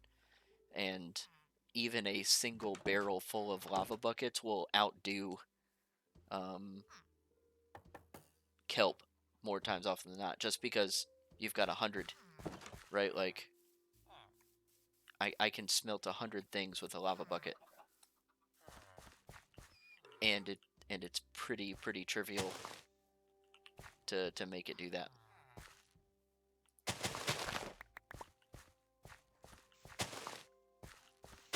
Now, I guess if you had 64, you know, if you had a stack of 64 kelp blocks, and you filled up an entire, you know, barrel, let's say, of those, then mathematically speaking, yeah, like, those kelp blocks are definitely going to do more, because even, you know, even though 64 by 20 isn't as much as 100 by 20, 64 by 27 by 20 is probably going to be more than 100 by 16 by 20.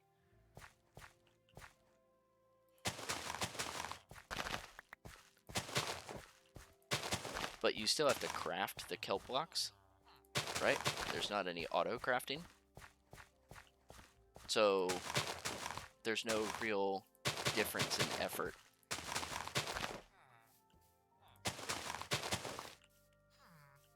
At least to me.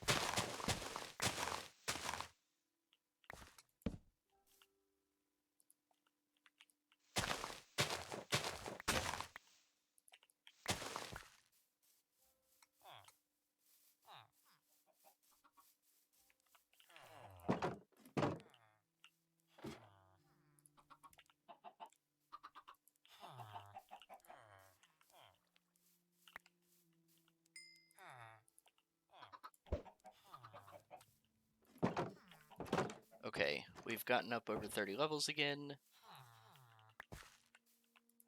Let's go ahead and head back. When we come back, we'll look to start to turn this into some farmland, maybe. And we'll get our pumpkins and melons going.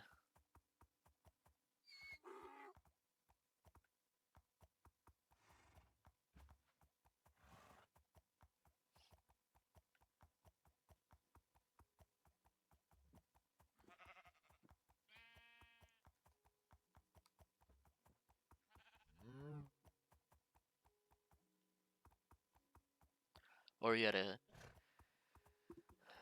I'm trying to read and run at the same time. That might not be a good idea. Or you had a kelp farm feeding into a larger smelter system that fed into many different furnaces. Yeah, I don't want to say that kelp, like using dried kelp blocks, is bad, because it's obviously very good, and it has the bonus that coal and coal blocks do not have, in that it's completely renewable, right? I guess you, well, not I guess, you can definitely count coal as renewable because it drops from wither skeletons. So if you were to set up a wither skeleton farm in a nether fortress, you get enough coal that is, you're never going to run out of that either. So both of them are renewable, but setting up a kelp farm is probably much less effort than setting up a wither skeleton farm.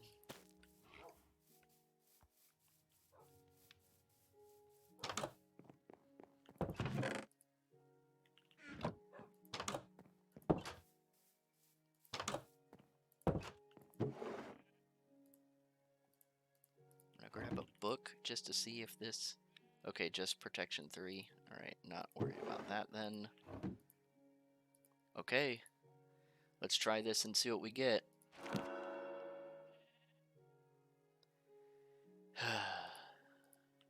Yuck. Okay, we get that back. Unbreaking 3 again. Fortune 1. That... I wonder... We'll have to test this and see if this is true. I recall seeing Silk Touch as the second option before we enchanted our first pickaxe and got Silk Touch on it. I wonder if this second slot can be a giveaway as to what the additional enchantment will be. We'll have to test that and see if it's true. I will go ahead and check a book since we're here. Blast Protection 4, not worth it. Okay, that's fine. Is there anything of use to us over here that we should think about bringing back over there? I do not believe so. It it is about to be nighttime. Maybe maybe I'll harvest up some of our wheat field while we're over here. After we sleep. So you had a large kelp farm feed into about 6 smelters that all led into 2 furnaces, and lots of storage for it all. Was ridiculously renewable and convenient.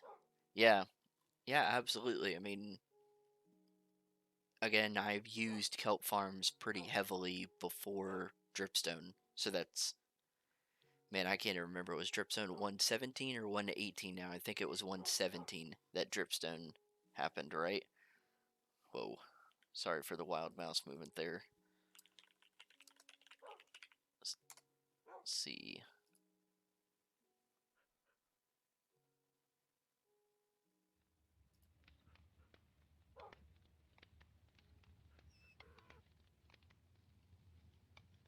Yeah, 117 it looks like is when that came out.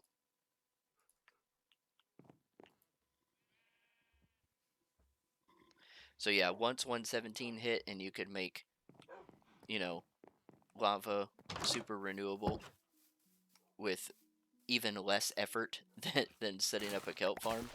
Yeah.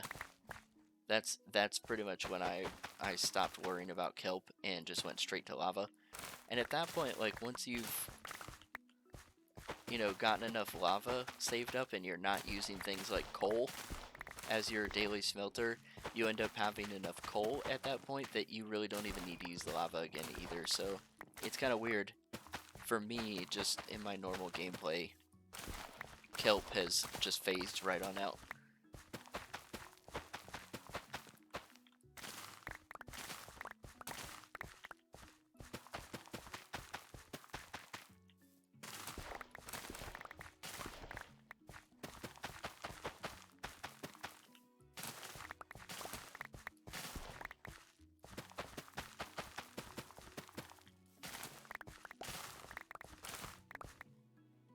I have a goal of one day having a world where I have one farm of everything in the world. Yes, I would also like to try that at some point. There is a really cool YouTuber. He also streams on Twitch as well. Goes by the name Rayworks. I think it's Rayworks. The guy has a great YouTube series for farm everything, where he goes through and tries to create a farm that is capable of farming every single block. He has a Google spreadsheet that, you know, he tracks when releases come out and gets help from his community to, you know, make farms and come up with ideas. His farms are usually pretty well done and really efficient. I've used his farms a couple of times in my own worlds, so if you're, you know, if that's something you're curious at looking into, you should definitely check him out. You'd probably enjoy it.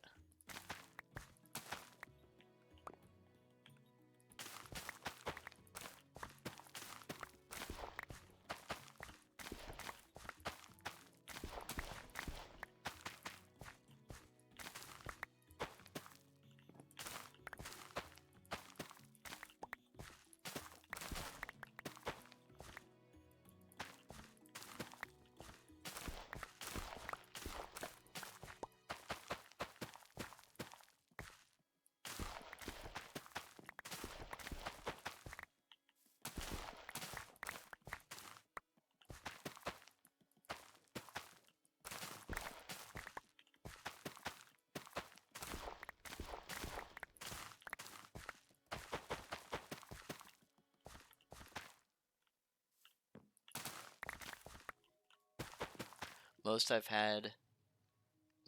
had is you've had a mob farm, an iron farm, a kelp farm, a semi-auto crop farm, and enderman farm in one world. Okay. I mean, those all seem like pretty important ones, pretty staple ones.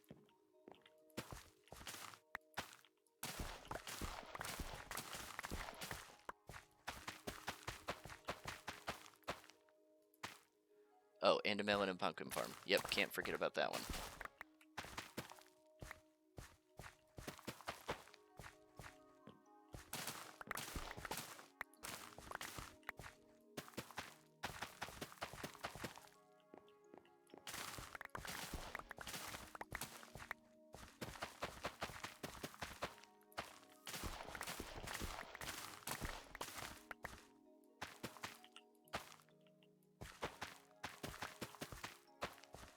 Okay.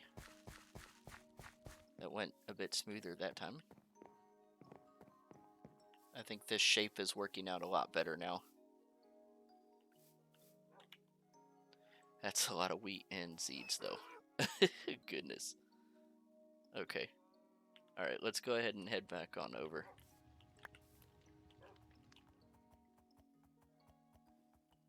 Bigger problem at that point is storage, because I hate throwing away any of it. Yep.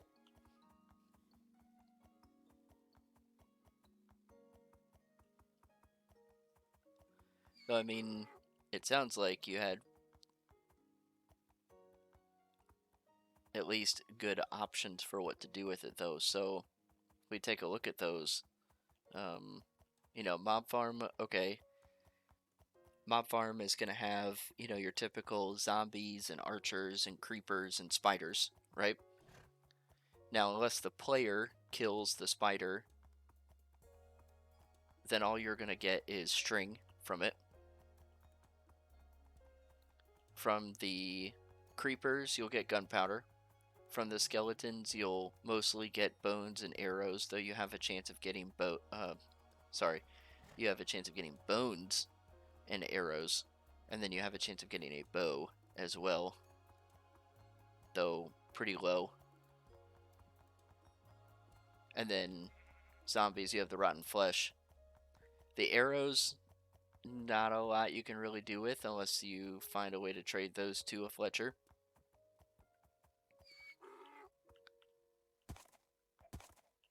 The rotten flesh is great for clerics, so free emeralds. The bones is bone meal, and you can never go wrong with having a ton of bone meal. So that's always a good thing. Gunpowder for rockets. TNT, you know, if you've got the sand for it. Bows you could craft into dispensers. That way you have those on hand if you need them.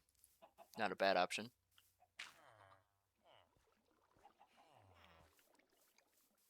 So you've got some things to do. Or yeah, if you don't run infinity, then arrows definitely become useful. Yep, for sure.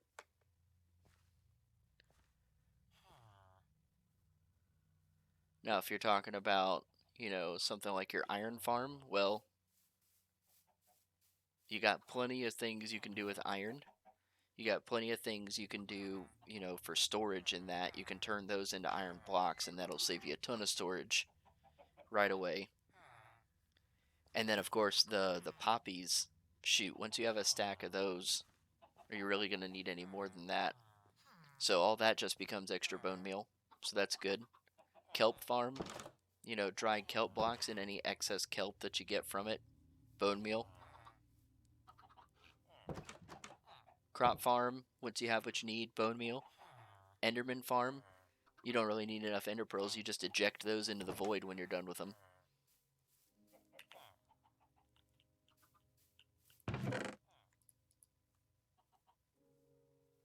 A lot of my storage problems are solved by making bone meal, if that wasn't apparent.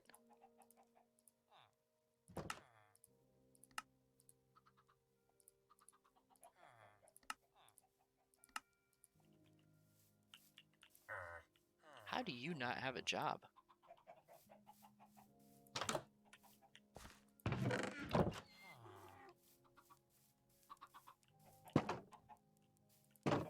That is honestly really surprising to me.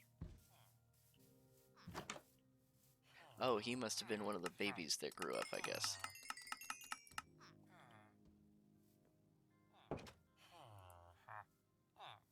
A power 2 punch 1 bow. You know, that's actually a pretty good looking bow right there. Okay, not so bad. While we're down here, let's grab 2 more flint, and we're gonna make another Fletcher's table.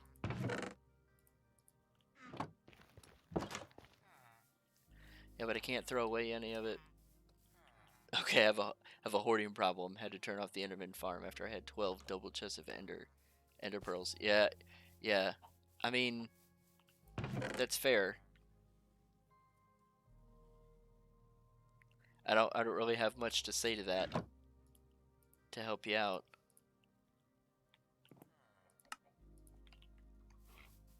Other than sometimes you do just gotta cut your losses.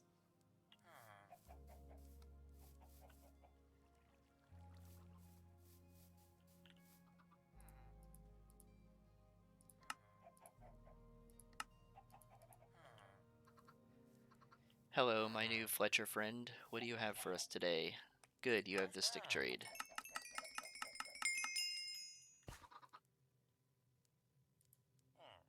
You're also selling a bow, and you'll take flint. Yeah. I'm not so concerned about that. Now, before anybody takes my bed, which is what he was coming to do. These guys in their beds are relentless.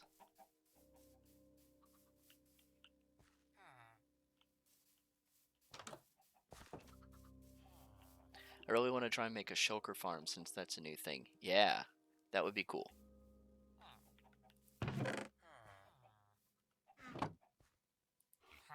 Ooh, we have another guy here. Okay.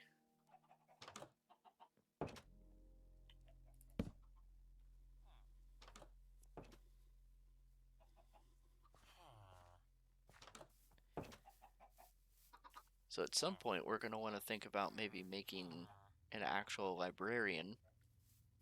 Or maybe we turn this guy into our cleric. And we see what kind of trades he's going to give us. So let's put down your thing here. Now hopefully what he'll sell us is redstone for emeralds so that we don't... Yep, perfect.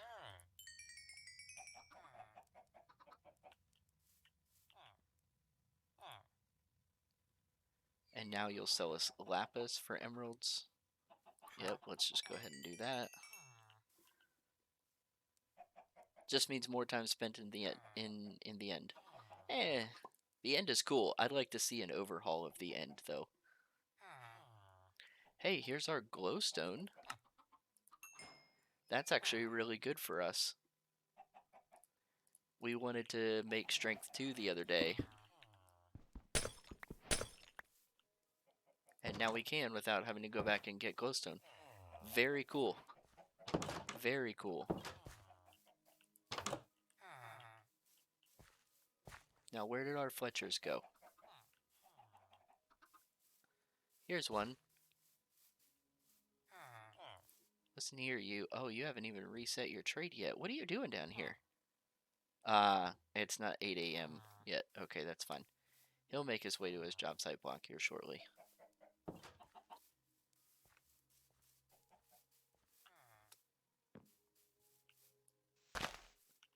Yeah, there looks fine.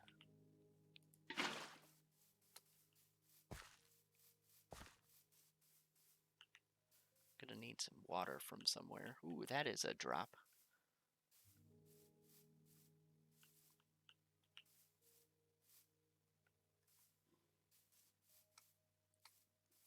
Seems like we may need to either relocate the villagers or relocate ourselves to the villagers.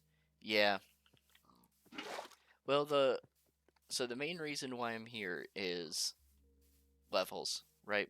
Once we get the enchantments that we want on our pickaxe, and since levels are coming pretty easily right now, we can also get it on our diamond axe as well. Then we won't have to worry so much about being over here permanently. It does matter right now.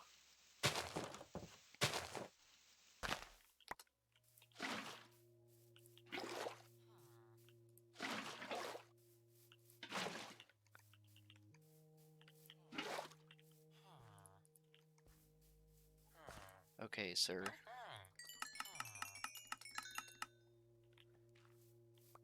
Thank you. You. Give me this.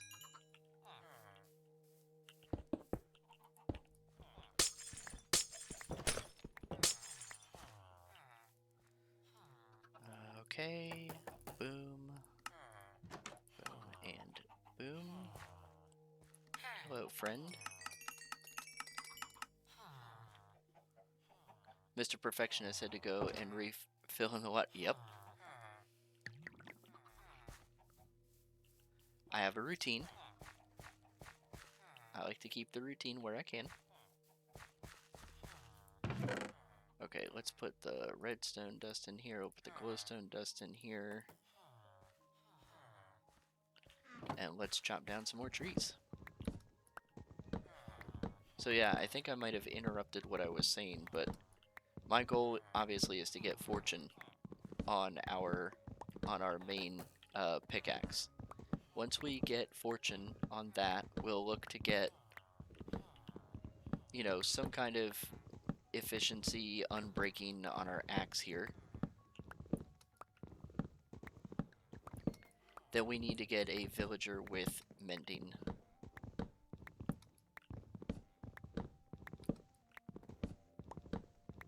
So I think it's okay that we spend some time over here for a bit in order to get all that done. And then we'll look at, you know, going into something like the Nether and getting more blaze rods and starting to get some diamond gear and head towards, you know, head towards the dragon. So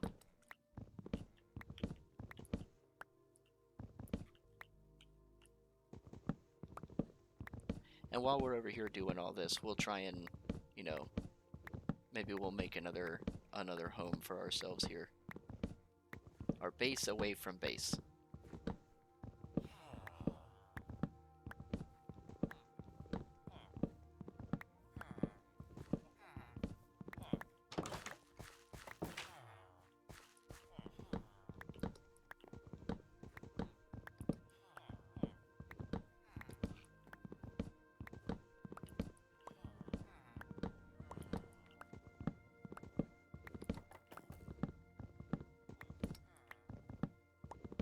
I love all the podzol you're forming. Yeah, I don't, but it's worth it for these sticks.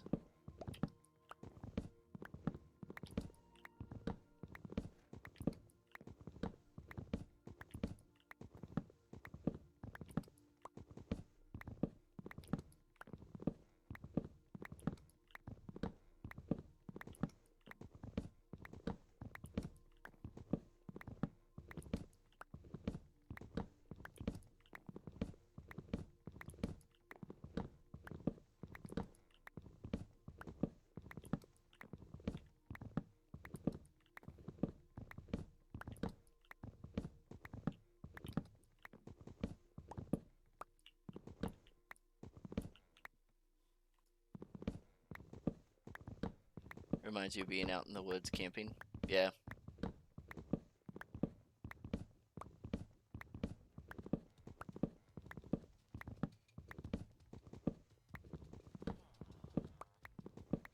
I don't recall ever going camping and climbing a tree and chopping it down, though. I think if I'd have done something like that, they might have kicked me out.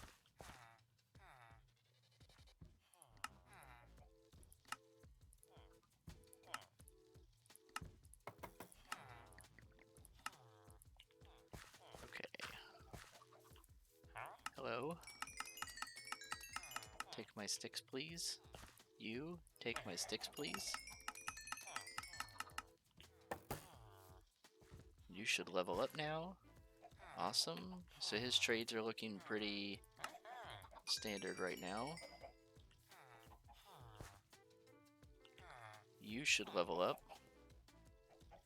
We got the Ender Pearl trade. That right here is perfect. That means when we go back to the Nether, the only thing we need are blaze rods. And at that point, we only need like 7 or 8. We're covered now. Solid trades, villagers.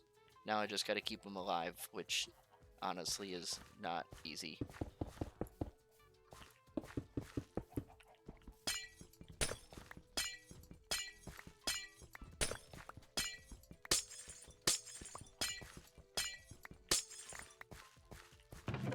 That'll be more glowstone than, you know, we'll need for our potions, so that's good too. Awesome.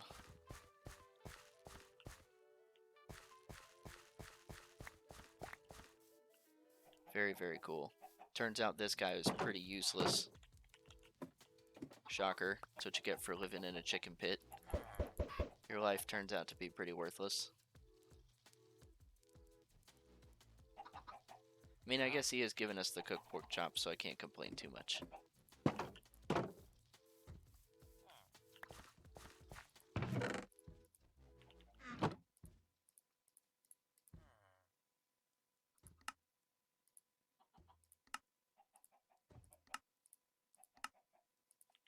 Okay, we'll put the lapis in here too.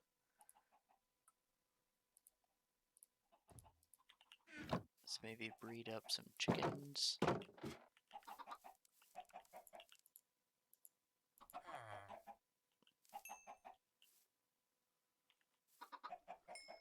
Very good, very good.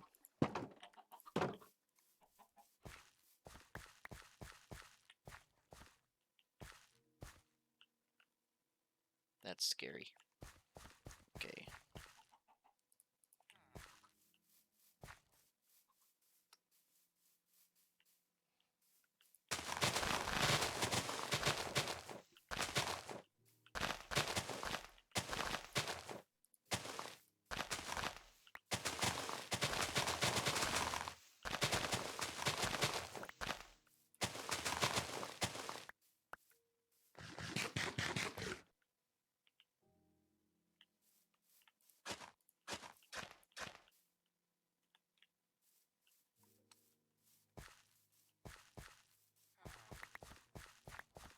My bad.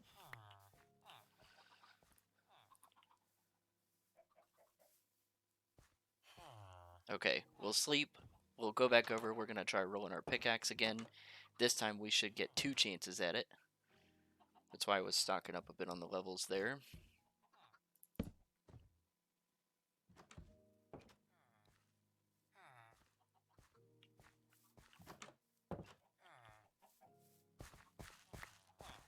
Okay. Let's grab another stew. And let's go see about a fortune enchantment, shall we?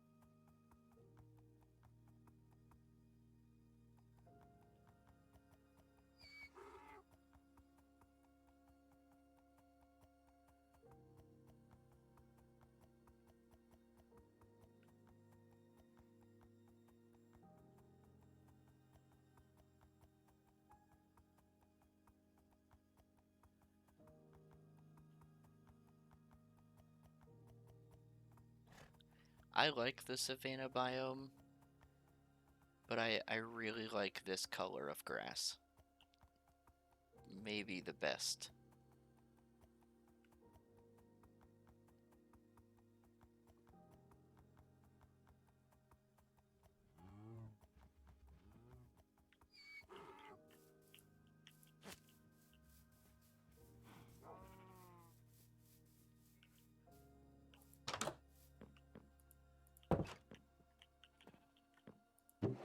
Okay. Let's see if we get lucky.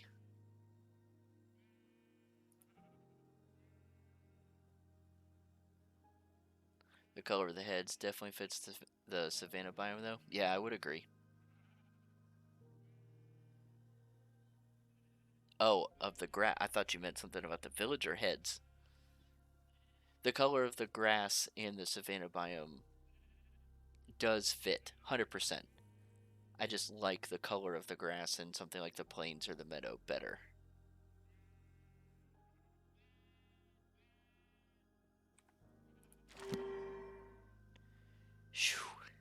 Just unbreaking 3, huh?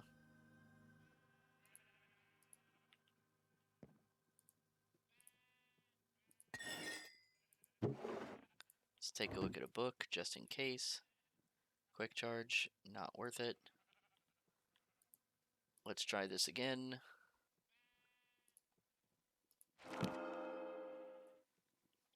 Efficiency 4 and unbreaking 3. Dang. We're just not getting what we want, man.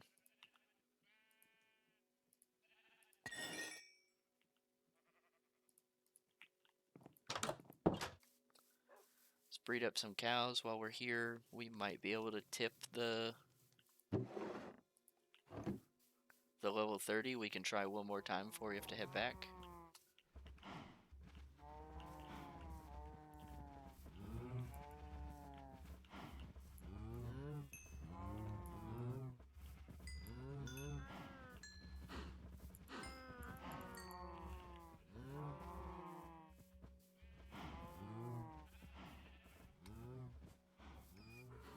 Your luck was used up yesterday in the loot drops.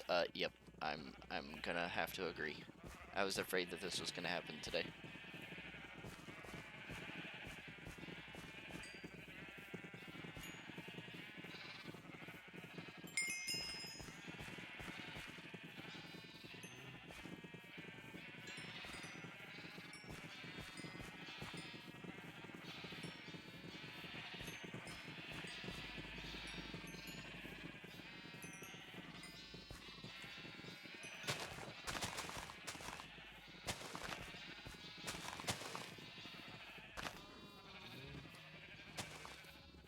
Okay, that's a lot of chaos in there. Let's try one more roll.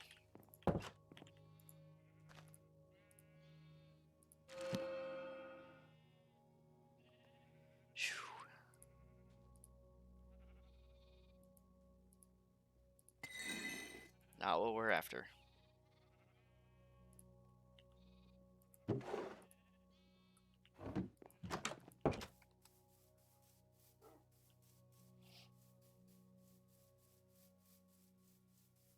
No luck today. Let's head back. Luck used up confirmed. Yup.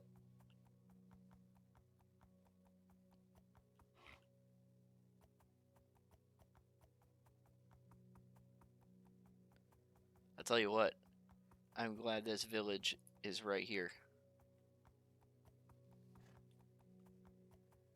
I think if the village had been further away, I think we would have had to try and move the enchanting setup over to the village. And it still wouldn't necessarily be a bad decision right now, but it's close enough that this run isn't so bad.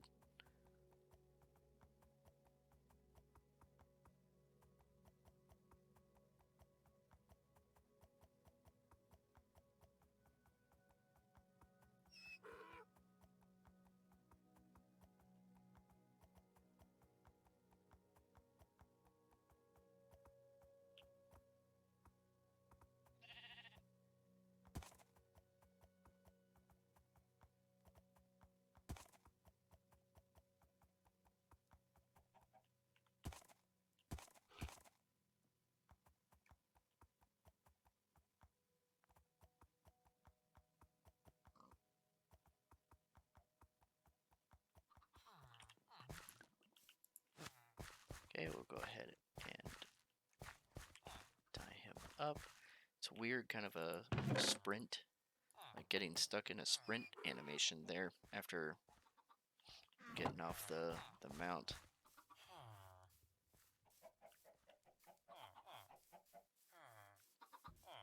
Need to contact Han Solo for some help here? Yeah.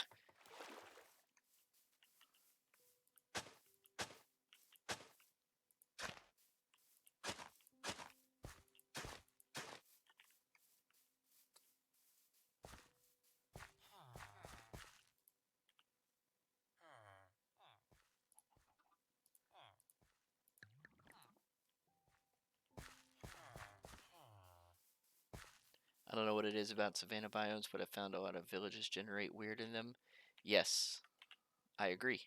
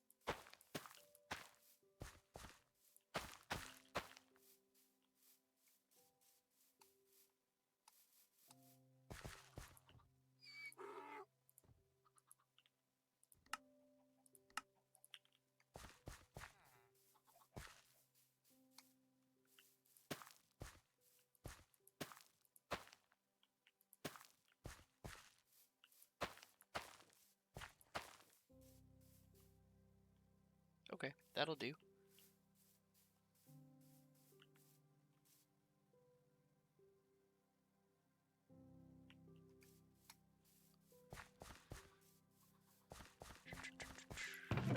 Let's try.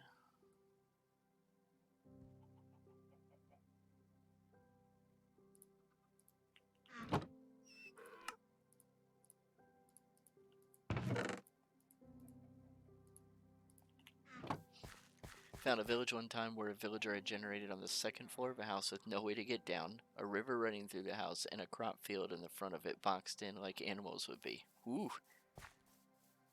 That's quite the combination. This should be waterlogged. It is. Put down that for extra light. Okay, cool. I don't like having an uneven number of torches in my inventory for some reason, so we'll do that. Okay. Better.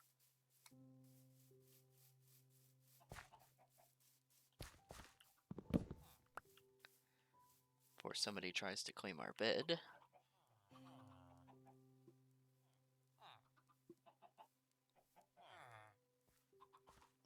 Yeah, I think the savanna biome's pretty cool, overall. I actually really don't like the acacia wood all that much, but I think the biome itself is cool. I like the way the trees generate.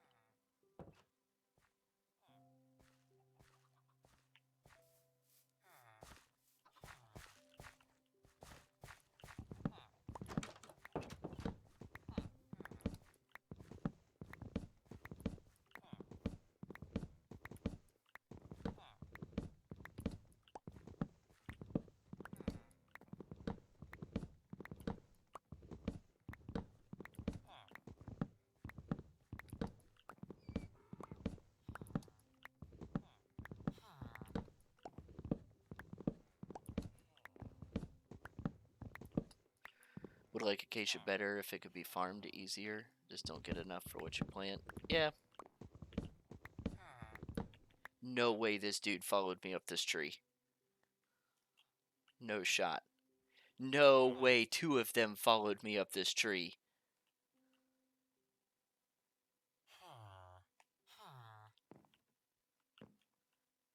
Can you guys, like, walk down, please? What on earth? I don't think I've ever had this happen before. Okay. No. Keep going down, you fool. Here. Come down here. Yeah. Come down here. No. Wrong. Okay.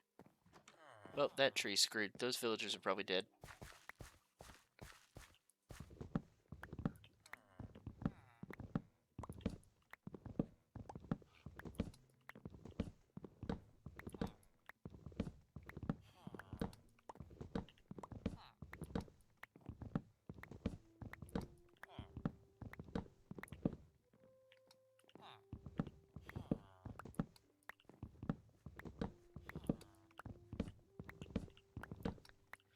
These villagers are special.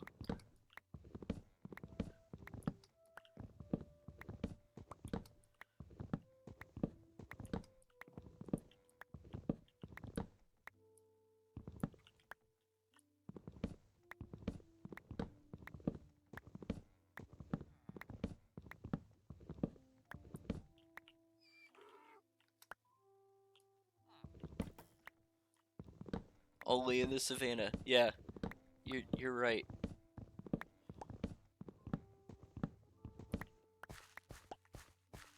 Absolutely amazing. They're probably still up there too. Oh no, good. They came down. Okay, all right.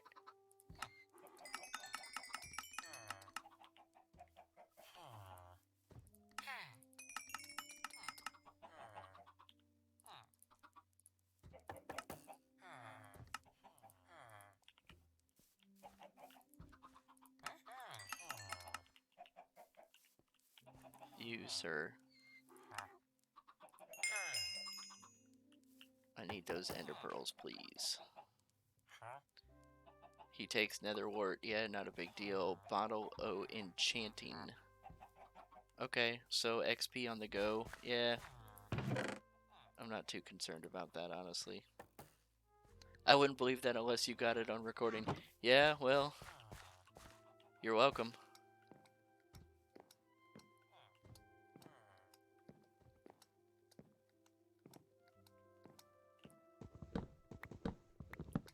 Now hopefully we can chop this down before Stupid 1 and Stupid 2 do it again.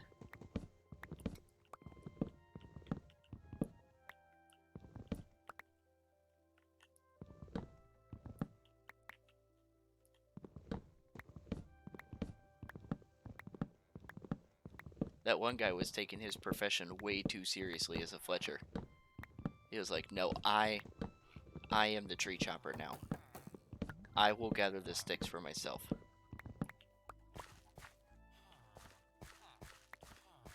That guy was motivated.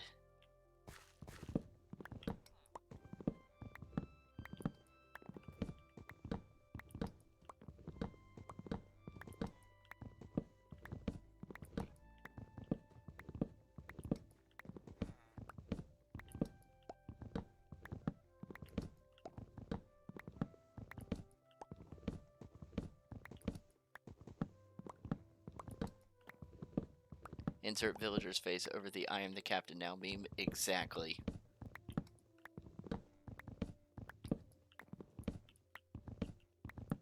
That is exactly what I was going for.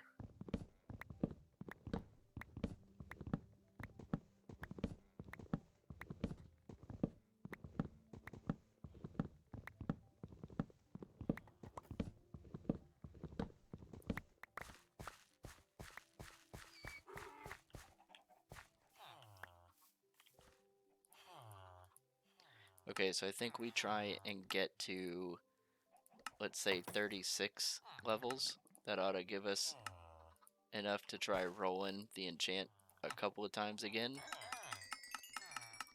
So that's our goal here.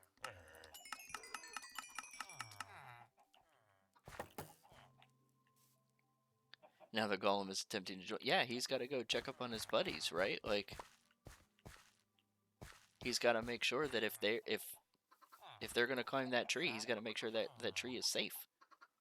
Oh, would you look at that? An unbreaking 1 bow. So we could theoretically get a power 4 punch 2 unbreaking 3 bow if we play our cards correctly. Okay, okay.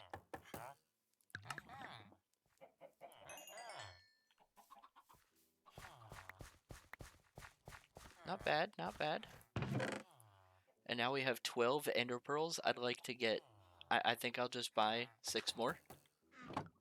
So like another stack from him more, and then we'll have the ender pearls that we need, which is outstanding.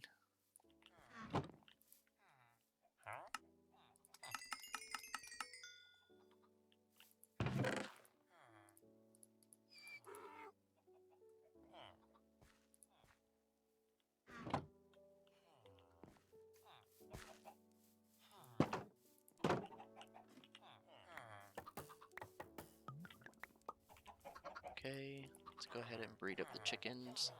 I literally never forgot those. I will literally never forget those villagers looking at you up in the tree like that. Yeah, that was special. I've never seen something like that happen before. Let's buy some more pork chops from you. Ooh, that was a lot of XP. That was insane.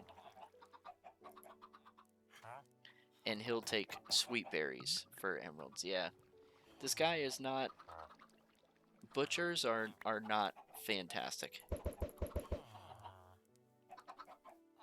Um, but they're not terrible either. So.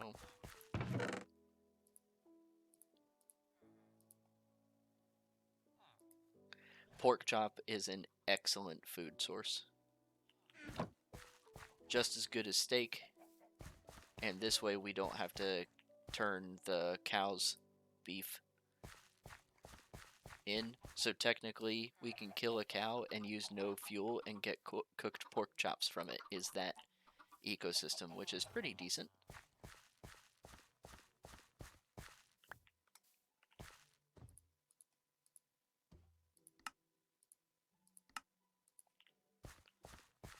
Sweet berries for emeralds for a max level trade is kind of OP considering how easy farming sweet berries are.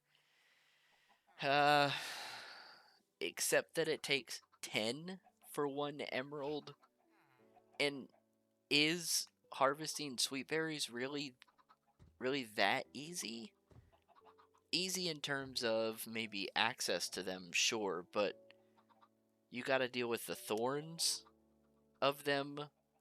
So you got to go and right click them, but the bush stays there and you take damage while you're trying to harvest them, which means you can't really put them side by side.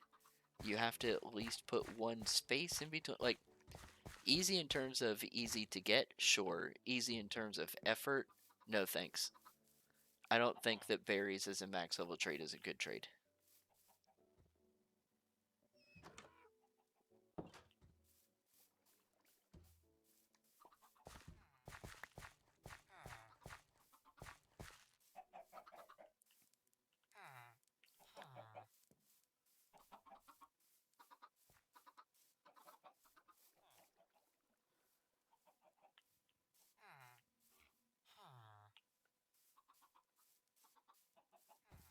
Okay, so 3 more levels to go, and then we'll try and see what we can do for a roll.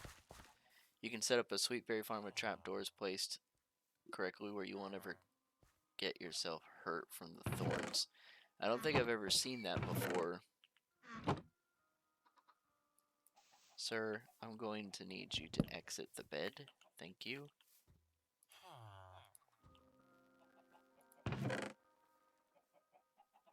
Where are the...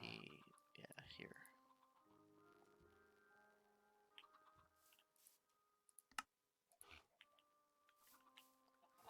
Sir, move. Thank you. My bed.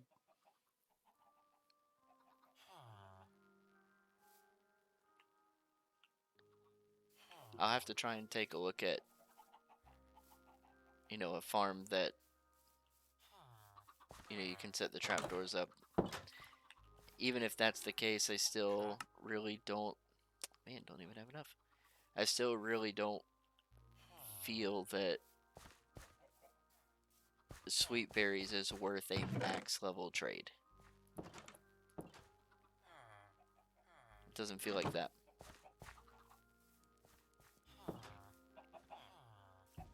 It's some combo of trapdoors and fence posts. Haven't done it myself, but I've seen it done. I don't have any sweet berries on me, but I'm guessing.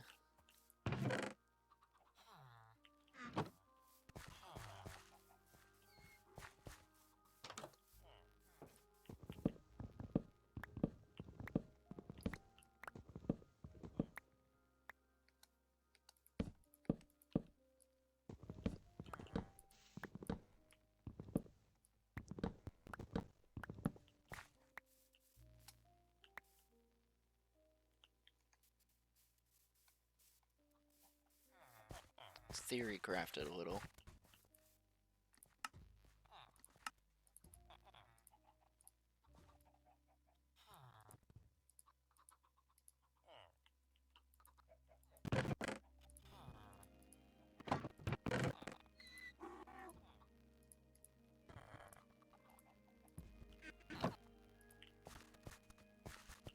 But I mean, I'm guessing if I'm try and put this somewhere where it doesn't cause any problems. And I'm guessing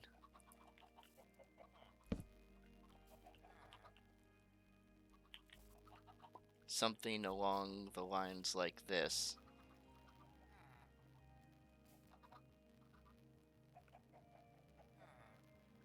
But I don't know why you would need a fence post then, because you could probably just plant the sweet berry underneath of the trapdoor. You know, and then you just kind of maybe walk along the side like this and look down and right click. I guess I could see that working. Not sure.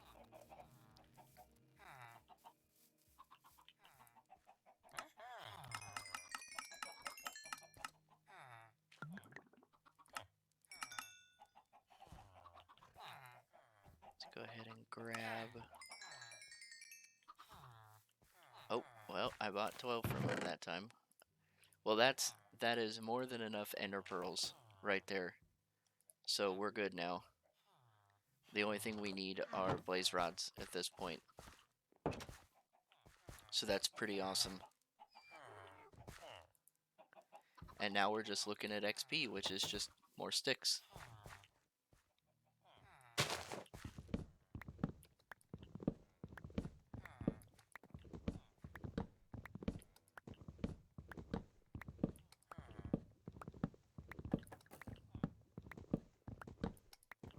We are probably going to want to bring some more food over and put down some more beds, because looking at my axe here, we are gonna need to repair this soon.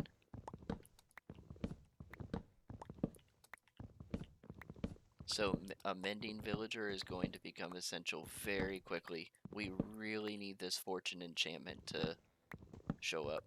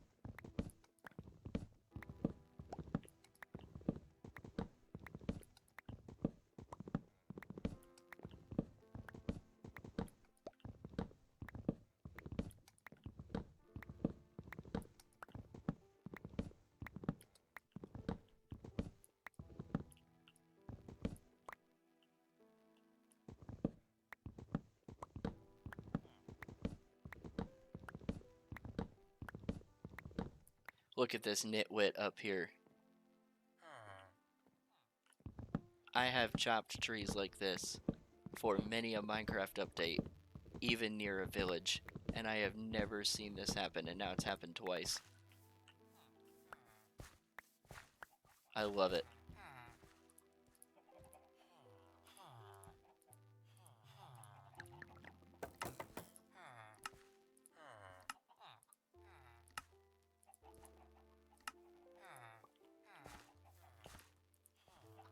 Ooh, this guy is costing me some inflation here. 32 up to 56? I don't think so. I don't think so, sir. Let's buy 2, 3. Yeah. We'll need 4, I think. We don't need this bow anymore.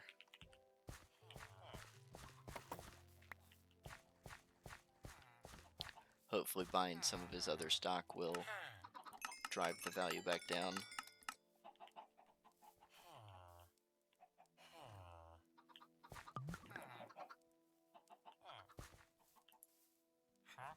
There it is. Very cool. And let's buy another one of these.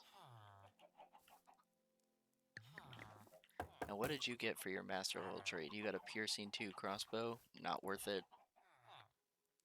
You got an arrow of water breathing. Very interesting. Okay.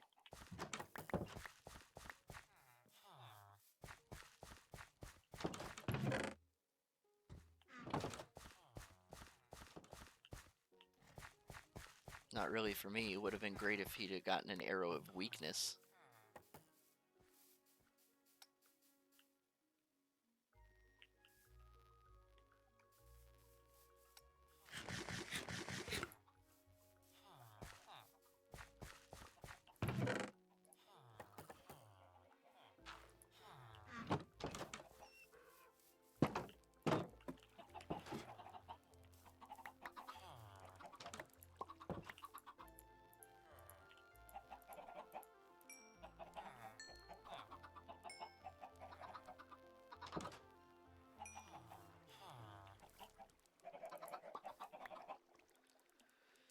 Okay, let's just go ahead and buy some more pork chops.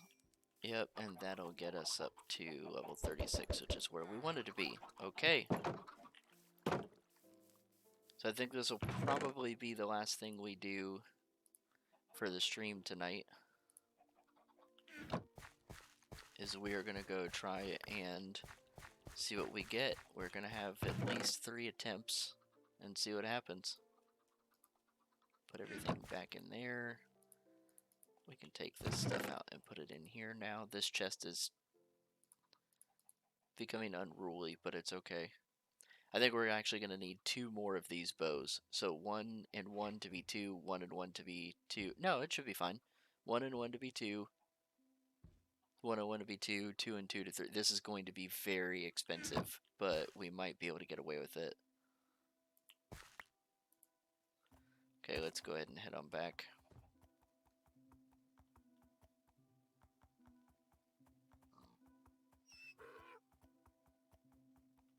We could try and map it out so that it gets, so that it's as little level cost to us as possible. But we're going to need an anvil too. And I don't really have the iron for that. So we might have to pass on getting a decent bow.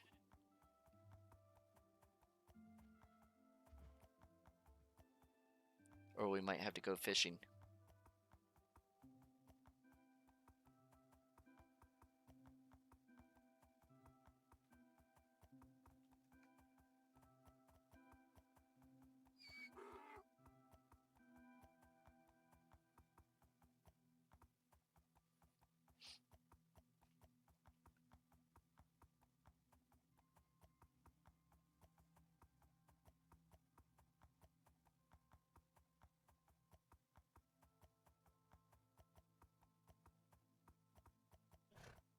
The villagers, the iron golem, the nitwit, all acting sus tonight.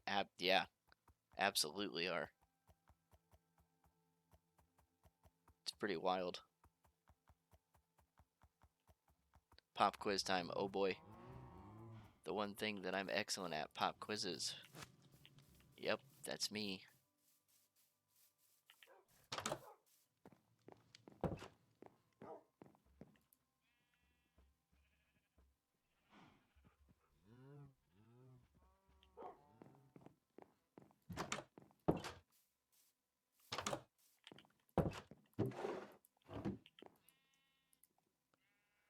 Okay, here we go.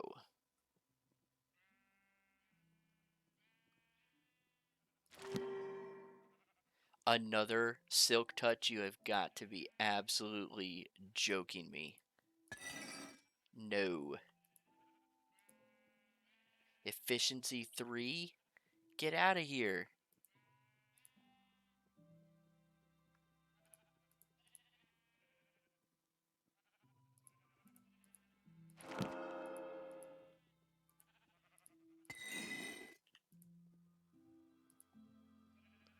Unbreaking 3. Here we go. Let's try again. Just Unbreaking 3. What are these enchantments, man? What even are these?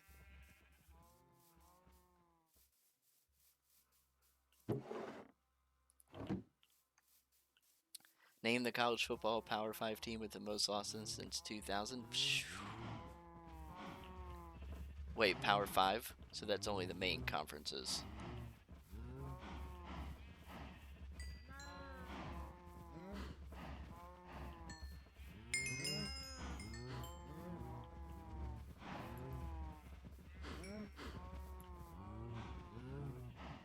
Shoot, I don't know that I'm going to know the answer to that question.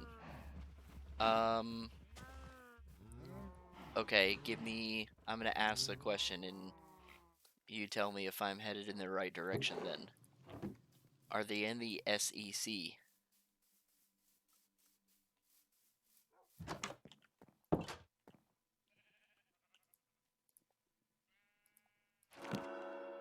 Holy cow, man.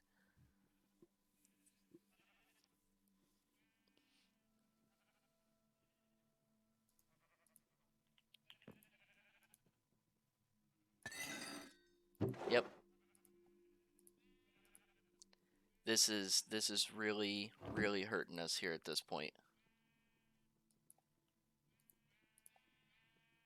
And now Silk Touch is the top level enchantment.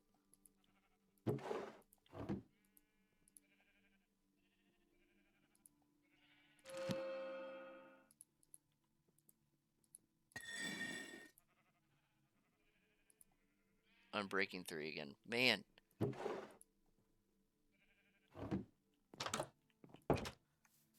We might have to just switch to our stone axes for the trees moving forward. And we'll have to bring over some cobblestone and stuff like that, which we have plenty of. It's not like it's, you know, going to be a problem or anything. This is not what you want.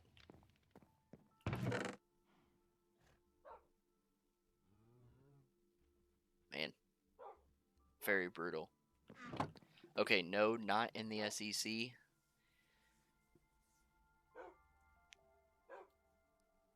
Okay, are they in the Pac-12?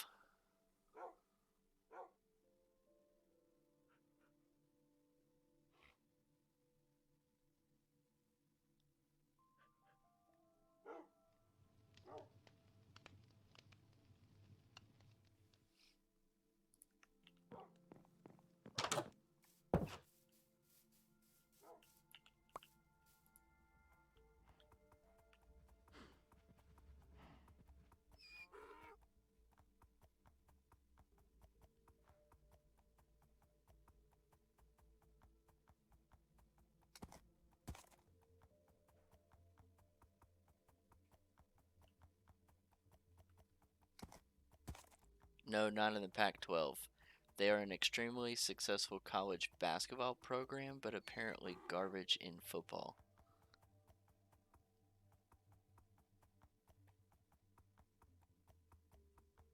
Okay, well, if they're not in the Pac-12 and they're not in the SEC, so that leaves the Big Ten, the Big 12, and the ACC. And it's my understanding that the ACC usually has pretty decent college basketball teams.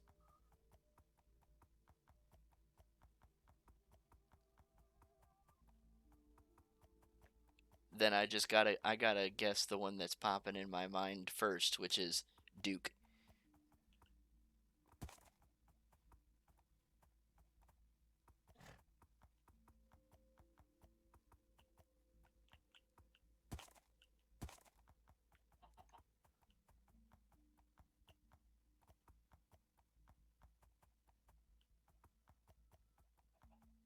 Duke is the second most since 2000.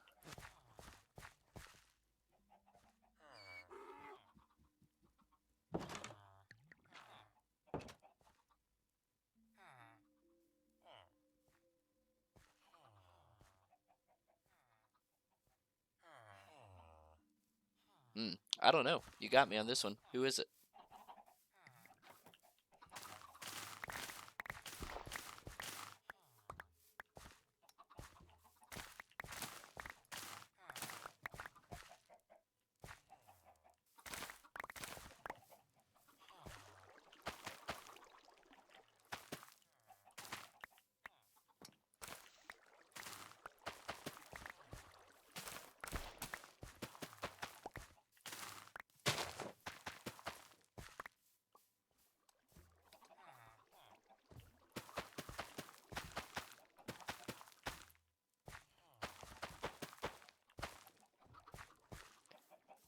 Kansas. Okay, that's fair. Wait, I thought Kansas was in the SEC. I thought Kansas and Kentucky were SEC teams.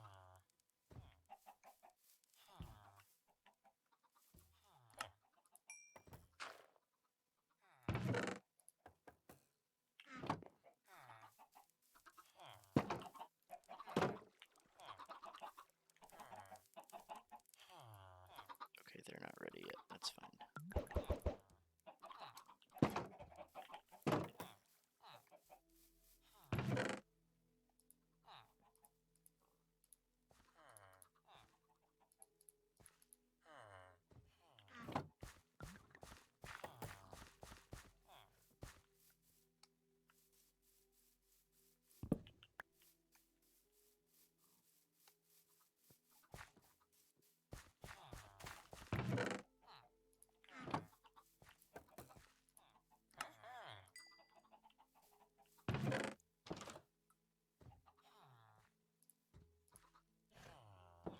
Okay.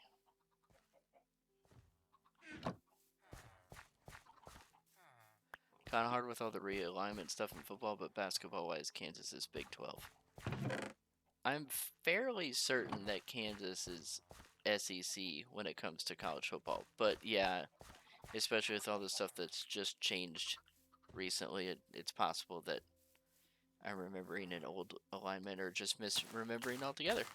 That's definitely possible.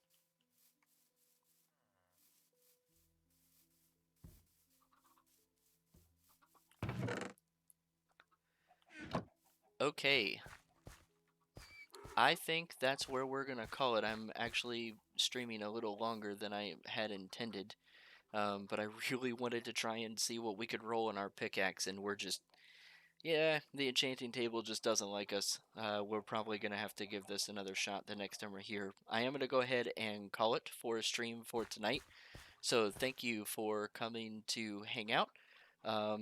One thing that I've forgotten to do at the end of every one of these streams is just mention that I am uploading these videos to YouTube afterwards. So if you missed part of it or want to go back and rewatch it, you can find it on my YouTube channel.